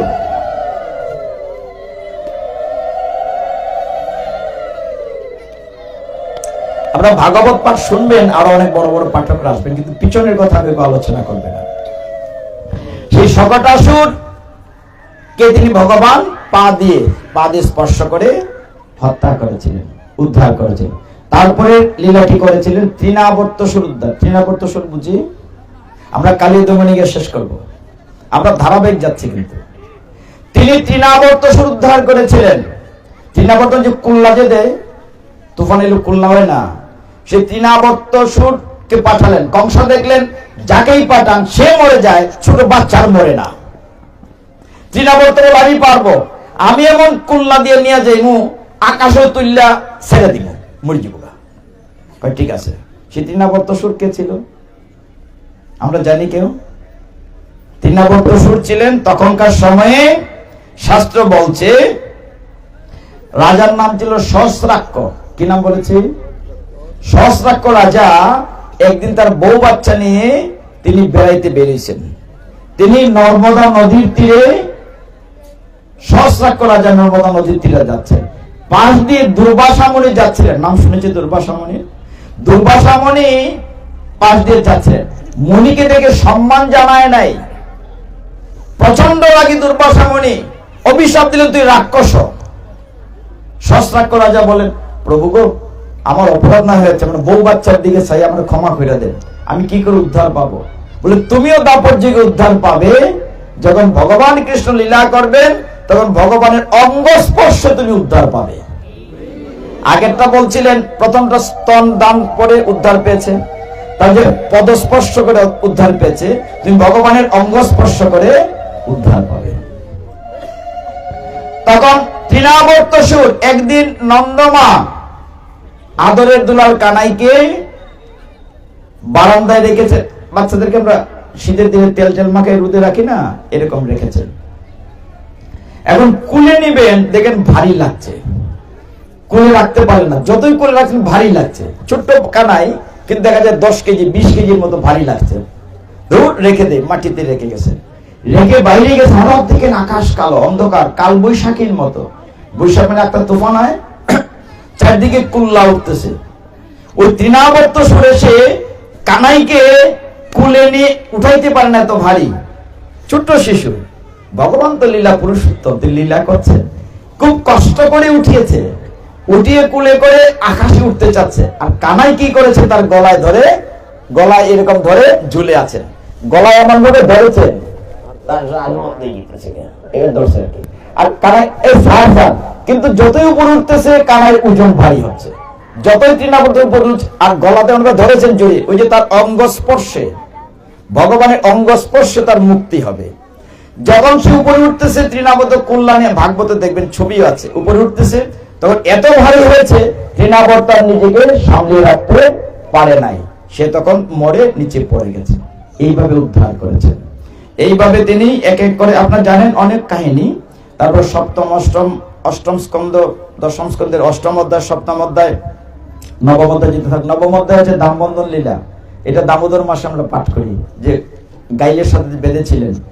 দশম স্কন্ধের নবম অধ্যায়, দশম অধ্যায় হচ্ছে যমলার্জুন উদ্ধার, ওই যে 2টা বৃক্ষকে উদ্ধার করেছিলেন, এটা ওই লীলার একটা অংশ। দশম স্কন্ধের দশম অধ্যায়, যেখানে ওই যে কুবেরের 2 ছেলে, ধন কুবের, কুবের আর মণিগ্রীব, নল কুবের আর মণিগ্রীব উদ্ধার হয়েছিল বৃক্ষরূপে। সেই কাহিনী আপনার যেন বলবো না, আরেকটু পিছনে যাই। সেটি হচ্ছে আপনার দশম স্কন্ধের দ্বাদশ অধ্যায়, দরকার নাই, অগাসুর বধ। অগাসুর বধের পরে তিনি ব্রহ্মার মোহ দূর করেছিলেন। দশম স্কন্ধের 13 অধ্যায়ে ওই যে ব্রহ্মার অহংকার হয়েছিল, কৃষ্ণকে ভগবান বলে মানে না, ওই যে গোপবালকদেরকে হাইজেক করেছিল, সেই কাহিনী জানেন। আমি কালিয় দমনটা একটা আলোচনা করবো, খুব গুরুত্বপূর্ণ, এটার পিছনে একটা কাহিনী আছে। ভগবান প্রেমসে বলো, তার মানে তারা ঘুমাইতেছে, আওয়াজ নাই। প্রেমসে বলো, প্রেমসে বলো, প্রেমসে বলো মানে প্রেমের সাথে বলো, রাধে রাধে। কি আনন্দ লাগে না? সবাই খুশি খুশি। না ঘুমাইতে দিতাম না, আমার পাঠ শেষ না পর্যন্ত। আপনি গেলেও কমলার মারে রাখিয়া দিব, যান যেত না। দেখুন আজ কিন্তু কান্নাকাটির কোনো কথা বলতেছি না, ভগবান আনন্দের কথা কেবল বলতেছি। ওই দিন নোয়াগাঁও পরে বাসার গিয়ে আমার খুব কষ্ট হয়েছে। কষ্ট হয়েছে মানে এটা আবেগের কথা না, বাস্তব। রাত্রে আমার জ্বর আইছে, আবেগের পাঠ করলে কষ্ট হয়, এগুলো আপনারা বুঝবেন না, যারা এখানে বসেন তারা বুঝতে পারবেন। আমরা একটা ভাবের জগতে থাকি, আমি কিচ্ছু বলি না, ভগবান যা বলায়। দেখা যায় ফাটে আই দিতে চিন্তা করছি যে আজকে এটা আলোচনা করবো, কিন্তু ফাটো করে দেখা যায় কোন দিকে যে আলোচনা হচ্ছে আমি নিজেই জানি না, মানে ভগবান যে দিকে নেওয়ায়। আমি এই প্রভু কইছেন কালিমার তত্ত্ব কইতাম, কালিমার তত্ত্ব হলে যে 1 ঘন্টা, শেষে পাইলে 5 মিনিট সময় দিব। আপনার কথা রাখবো, ঠাকুরদার কথা না রাখলে আমার চাকরি থাকবো না। আর এখানে মায়েরা তো কালিমার মাতৃশক্তি, আপনাদের কথা শেষে কইব, জানি না যে কমলার মারে তৈরি। তো আমরা কালিয়া দমন লীলাটা সংক্ষেপে বলি, এটার পেছনের কাহিনীটা বলার জন্য। আপনারা জানেন এই রমণক দ্বীপ থেকে মারামারিটা মায়েদের মধ্যে হয়েছিল, মানে সাপেদের মা কদ্রুপ আর বিনতা, মানে সাপেদের মা আর গরুর পাখির মা, এরার ভিতরে ঝগড়া ছিল 2 মার মধ্যে। এই ঝগড়ার কারণে মায়েরা ঝগড়া করেন না, যে ঝগড়ার কারণে ফোলাফানের সাথে ঝগড়া জড়িয়ে গেছে। মানে সাপে কি করত, কালীয় সাপ সব সাপেরা যখন বসবাস করত, তখন গরুরে 1-2টা যখনই মনে হইতো তখন ওই সাপ 2টা খাইতো। তার বংশ নাশ করে ফেলতেছে। সব সাপেরা গেছে ব্রহ্মার কাছে, গিয়ে বলছে প্রভু এরকম যদি শুরু করে, একটা বাইরের বাচ্চারা একটু কন্ট্রোল রাখেন, যে কেউ বাইরের বাচ্চারা বেশি কথা বলতেছে, যখন সাপ ধরে খাইতেছে শেষ করে ফেলবে, তখন ব্রহ্মাজি নির্দেশ দিলেন যে প্রতি অমাবস্যায় একটা সাপ দেওয়া হবে গরুকে খাওয়ার জন্য। গরু রাজি হয়ে গেল, প্রত্যেকদিন একটা খাবে, যারে তার আক্রমণ করবে না। তখন গরুর পাখি যেদিন কালিয়কে পালা আসলো খাওয়ার জন্য, কালিও খুব শক্তিশালী, না আমি তার খাবার হব না, আমি আমাকে মারতে দেব না। দুইজনে ফাইট হয়েছিল। ওইখান থেকে পালিয়ে সে যমুনার একটি হ্রদে চলে এসেছিল। কালীয় দহ বলে ওইখানে থাকতো। কালীয় সে কেন ওইখানে থাকতো? ওই হ্রদে কালীয় কেন থাকতো আপনারা জানেন কি? সে থাকতো আগে রমণক দ্বীপে। এইখানে কেন কালীয় নাগ এসে থাকতো? কারণ হলো ওইখানে সৌবরীমণির আশীর্বাদ ছিল। একটা হইতে একটা জায়গা, অনেক লম্বা তো কাহিনী। সৌবরীমণি জলের নিচে তপস্যা করতেন। তিনি দেখলেন গরুর পাখি এখানে এসে বড় বড় মাছ ধরে খায়। মাছেদের রাজা মণিকে বলছিল, সৌবরীমণি আমরা তো বাঁচবো না। তিনি অভিশাপ দিয়েছিলেন, গরুর জীবনে আর দুইবার এখানে আসবে না, আসলে তুমি মরে যাবে। এখানে গরুর পাখি এখানে আসবে না, এইটা জেনে কালীয় নাগ ওই দ্বীপে থাকতো। কারণ কিন্তু গরুর পাখি আসবে না। কালীয় হ্রদ লেক। কিন্তু এতটাই বিষাক্ত ছিল কালীয় নাগের বিষ, টকবক করে ফুটতো, উপর দিকে পাখি গেলে বিষে মরে পড়ে যেত। একদিন ভগবান রাখাল বেশে শিশুদের, তার রাখাল বন্ধুদের দাম সুদাম সীতাম বলরামকে নিয়ে তিনি যখন গরু রাখতে গেলেন, ওই হ্রদে জলপান করে গরু মারা গেল। তখন কৃষ্ণের খুব রাগ হলো, কালীয়কে দৌড়াতে হবে। তিনি তখন মল্ল যুদ্ধার মতো পিছে কাসুরি বান্ধা কদম গাছে উঠটা কালীয় ঝাঁপ দিয়েছিলেন হ্রদে। এই গাছটা এখনো বৃন্দাবনে আছে, যে গাছে উঠটা দেখছেন যারা গেছেন। সেই হ্রদে যখন কৃষ্ণ ছোট্ট বালক, শ্রীমদ ভাগবতম দশম স্কন্ধের খুব বেশি দূর না, দশম স্কন্ধে বলা হচ্ছে যেখানে 16-17 দুইটা অধ্যায় আছে। সমস্ত জল উতলিয়ে উঠল, অনেক বড় অধ্যায়। শেষের দুইটা কথা বলি কেবল। কালীও এখানে ঘুমাচ্ছিল, বিশাল সাপ, তার 101টা ফনা। কয়টা ফনা বলছি? এইদিকে 50টা, এদিকে 50টা, মাঝখানে একটা বড় ফনা। এত বিষাক্ত সাপ। সকলেই হা কামাই বলে চিৎকার করছে। সেদিন দুর্ভাগ্যবশত বলরাম বড় ভাই গোচারণে আসে নাই, শুধু কৃষ্ণ অন্য বন্ধুদের নিয়ে আসছেন। হায় রে, আমাদের কানাই বিষাক্ত নদে পড়েছে, বাঁচবে না। ওইদিকে সাপের ঘুম ভেঙেছে, সর্বনাশ, আমার নদে কি আসলো, এত বড় সাহস। চেয়ে দেবে ছোট্ট একটি বালক সাঁতার কাটছে। আগো ভগবান, ভগবানের চরণ দুখানা কি সুন্দর, পায়ের নিচে লাল লাল তারম। ভগবান সাঁতার কাটছেন, ছোট্ট বালক সাঁতার কাটছেন। এখন কালীও ফনা হা করে তাকে খাওয়ার জন্য যাচ্ছে। ভগবান এদিক এদিক সাঁতার কেটে যাচ্ছে, মানে খুব ব্যতিব্যস্ত, ধরতে পারছে না। এই তোমার এত বড় সাহস, তুমি আমার এই হ্রদে এসেছো। ভগবান তো সাঁতার কাটছেন, সন্তরণ। ভগবান ঠিক আছে, তাকে একটু সুযোগ দেই। ভগবান দেহটা ছোট করছেন, সাপে তাকে পেঁচিয়ে ফেলছে। তারপরে শাস্তি দিয়ে মারার জন্য ভগবান কি করলেন? তার দেহটা বড় করতে লাগলেন।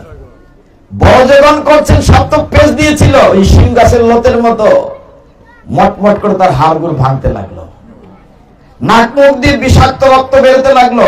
জলের নিচ থেকে যখন রক্ত বেরোচ্ছে, নদীর তীরে দাঁড়ানো রাখাল বালকরা ভয় পেয়ে গেল, কানাইকে সাপে মেরে ফেললো কিনা। নন্দ মহারাজকে খবর দিল, নন্দমাকে খবর। তারা ঝাঁপ দিতে চাইলেন নদীতে, নন্দমা আমার ছেলে মরে যাচ্ছে। সকলে আটকালো, সবাই নদীর তীরে, ব্রজবাসীরা সবাই নদীর তীরে চলে আসলো। এদিকে কানাই অহংকারীকে পছন্দ করেন না। যে একটা মাথা তুলে ফনা দেওয়ার জন্য, পুশ করার জন্য, তার উপর উঠে ভগবান লাথি দেন, নৃত্য করেন। আরেকটা ফনা উঠে তার উপরে কানাই উঠে নৃত্য করেন, আর তার মাথা ভেঙে ফেলেন। অহংকারী উচ্চা মাথা ভেঙে ফেলেন, মুখ দিয়ে রক্ত বেরোচ্ছে। তখন ওই নাগের যে স্ত্রীরা ছিল, সন্তানরা ছিল, তারা এসে জোড়হাত করছে কানার কাছে, হে অনাদিরাদি গোবিন্দ, সন্তানরা পিতৃহারা হয়ে যাবে। স্ত্রীরা বলছে আমরা বিধবা হয়ে যাব, কৃপা করে আমার স্বামীকে ছেড়ে দেন, ক্ষমা করুন। তখন কানাই বলছিলেন, ঠিক আছে, ক্ষমা করে দিলাম, তবে এখানে থাকতে পারবে না। এই জল শুদ্ধ হবে, আমার গাভী জল পান করবে, রাখাল বন্ধুরা জল পান করবে, ব্রজবাসী জল পান করবে।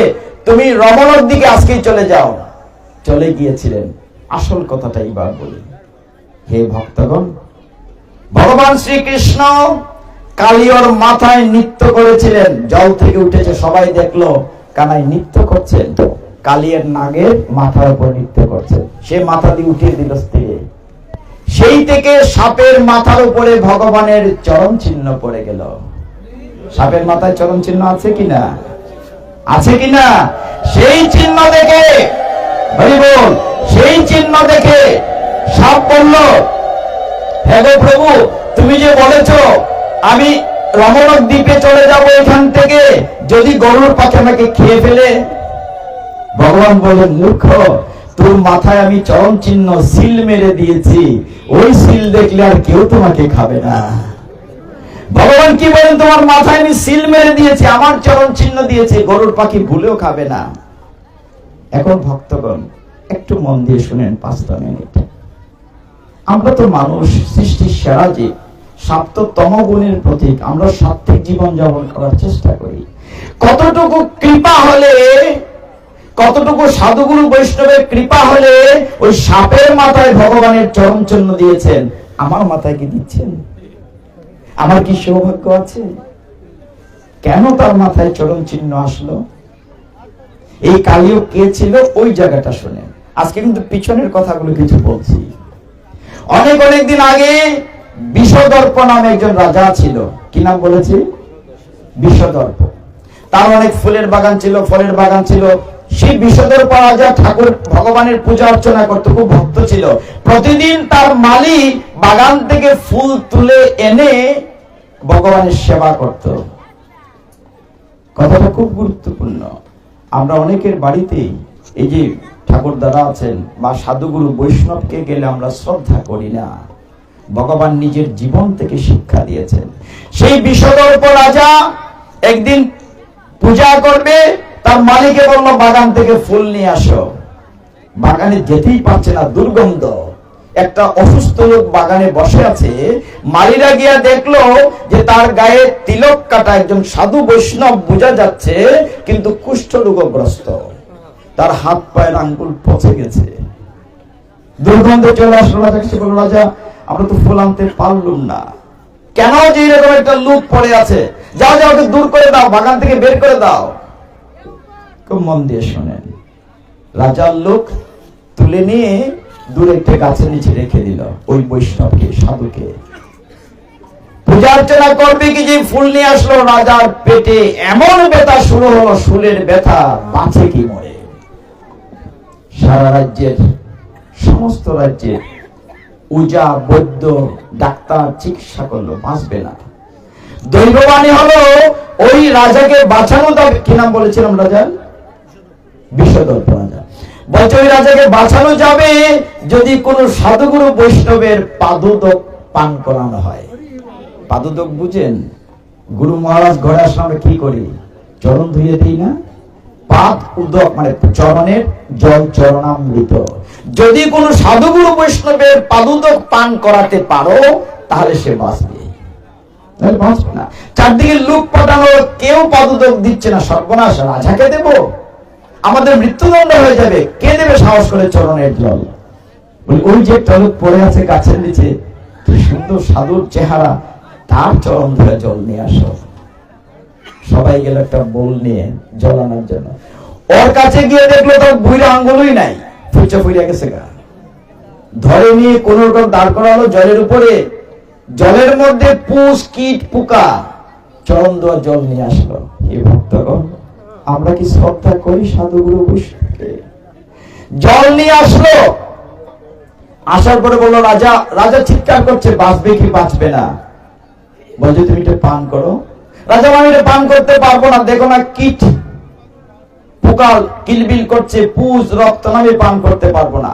রানী বলে তোমাকে বাঁচতে হবে, আমি পান করবো না। রানী রাগ করে ওই বোলের জল তার মাথায় ঢেলে দিল।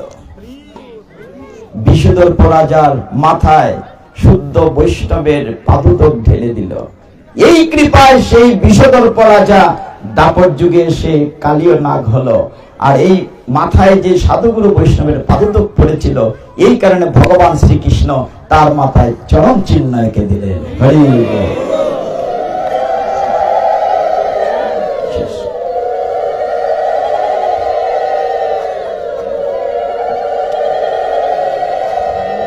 শেষ করে দিই, আমাদের অধিবাস আছে, 5 মিনিট সময় দেন।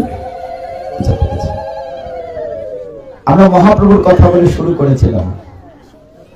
আপনাদের আশেপাশে আমার আরো পাঠ আছে, ভাটিপাড়া উৎসবে আসবো আর ভবানীপুর, এরপর থেকে বাকি ভাগবতটা ওই দুই জায়গায় বলবো। আর আগামীকাল পরশু 2 দিন ভাগবত আলোচনা করব মাধবপুর। দেখুন, মহাপ্রভুকে নিয়ে আমরা গর্ব করি। মহাপ্রভু যে স্বয়ং ভগবান, তিনি যে কলিযুগে আসবেন, এই কথাটি হাজার হাজার বৎসর পূর্বে গ্রন্থে লেখা আছে। যখন দাপর যুগ শেষ হবে, কৃষ্ণ যখন চলে যাবেন লীলা সংবরণ করে, চারদিকে কুলক্ষণ, ঝড় তুফান, ভূমিকম্প, অগ্নিবৃষ্টি, সকলেই নারদমুনি সহ সকলে গেছে ভগবানের কাছে, ভগবান তুমি তো চলে যাচ্ছ, এই কলিহত জীবের কি হবে, মানে আমাদের কি হবে? ভগবান কৃষ্ণের কাছে সকলেই গেল যে ভগবান তোমার তো দাপর লীলা শেষ, কলি আসছে, কলির জীবের কি হবে? কৃষ্ণ বললেন, তোমরা রুক্মিণীর ঘরে যাও। তখন তিনি সপ্তম আমার গিয়েছিলেন, আমি আসছি। সবাই একত্রিত হলেন, সমস্ত মহিষীরা, ভগবানের সব পরিবার। নারদমুনি বললেন, বসলেন, প্রভু এই কলির জীবের কি হবে? তখন কৃষ্ণ যে কথাগুলো বলেছিলেন খুব মন দিয়ে শুনেন। তিনি বলছিলেন, আমি কলি যুগে যাব, আমি কলি যুগে যাব, রাধার কান্তি নেব, থাকবে না হাতে মোহন বাসি, আমি ভক্ত সঙ্গ বড় ভালোবাসি। কৃষ্ণ যে মহাপ্রভু রূপ নিয়ে আসবেন, আমি কলি যুগে যাব, রাধার কান্তি, রাধার কান্তি বাইরে ভিতরে কৃষ্ণ, রাধার কান্তি নেব, থাকবে না হাতে মোহন বাসি, আমি ভক্ত সঙ্গ বড় ভালোবাসি। আমি প্রতি ঘরে যাব, কৃষ্ণ নাম বিলাবো। মহাপ্রভু ঘরে ঘরে গিয়ে নাম বিলাচ্ছেন। আমি প্রতি ঘরে যাব, কৃষ্ণ প্রেম বিলাবো, কখনো কাঁদি কখনো হাসি, আমি ভক্ত সঙ্গ বড় ভালোবাসি। তিনি যে স্বয়ং ভগবান, মহাপ্রভু এসে প্রথম নিত্যানন্দ প্রভুর দেখা হয় নন্দন আচার্যের বাড়িতে। মহাপ্রভুর জীবনী যারা পড়েছেন, নন্দন আচার্যের বাড়িতে, নিতাই মানে বলাই, বলরাম, তিনি যখন দেখলেন মহাপ্রভুকে, তো একবার জড়িয়ে ধরলেন। প্রথম দর্শনে বলরাম প্রশ্ন করছেন, নিতাই রূপী বলরাম। নিতাই বলছেন, হে রে, তুই কি সেই ব্রজের কানাই, তবে কেন তোর হাতে মোহন বাসি নাই? মহাপ্রভুর কি বাসি আছে? তুই কি সেই ব্রজের কানাই, তবে কেন তোর হাতে মোহন বাসি নাই? কানে কানে ভাই উত্তর দিচ্ছে, ব্রজে ছিল মোর ধরা চোরা, মানে আমার ময়ূর প্রচুর ছিল, ব্রজে ছিল মোর ধরা চোরা, এবার হবে মোর কৌপিন পড়া। তিনি যে এই মহাপ্রভু সে কৌপিন কারা পড়ে, সন্ন্যাসীরা 8টা কাপড়ের কৌপিন বলে।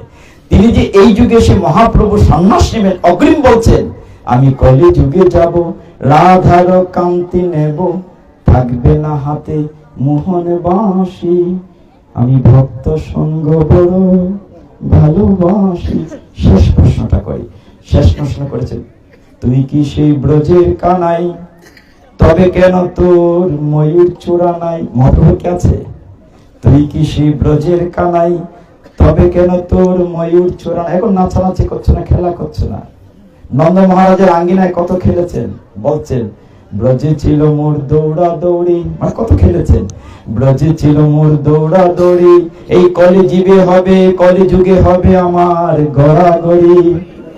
তুই যে প্রেম মিলাবের গড়াগড়ি করে, আমি কলি যুগে যাব, রাধার কান্তি নেব, থাকবে না হাতে মোহন বাসি, আমি ভক্ত সঙ্গ বড় ভালোবাসি, আমি কলি যুগে যাব।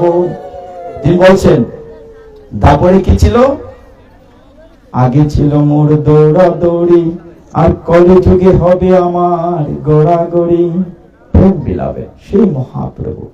তখন আমরা শেষ করবো, ভক্তিটি ক্ষমা করবেন। আজকের রাত্রিটি বড় আনন্দে কাটলো ভক্ত সঙ্গে। জীবনের খাতায় এই দিনটি লিখে রাখবেন, কিচ্ছু যাবে না আপনার সাথে।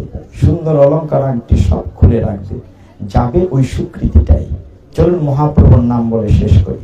হরে কৃষ্ণ কৃষ্ণ কৃষ্ণ কৃষ্ণ হরে হরে, হরে রাম রাম রাম হরে হরে, হরে কৃষ্ণ কৃষ্ণ কৃষ্ণ হরে হরে, হরে রাম রাম রাম হরে হরে, হরে কৃষ্ণ কৃষ্ণ কৃষ্ণ হরে হরে, হরে রাম রাম রাম হরে হরে। উদ্ধারি করুন, আমার বুদ্ধিতে ক্ষমা করবেন। ওম প্রবেশকারী পরিবেষ্ট মাত্রহীন ছিল পূর্ণ মধুর তৎসর্বং তৎসদায় ভূমিতে। আমি আপনাদেরকে সময় বেশি নিলাম, ক্ষমা করবেন।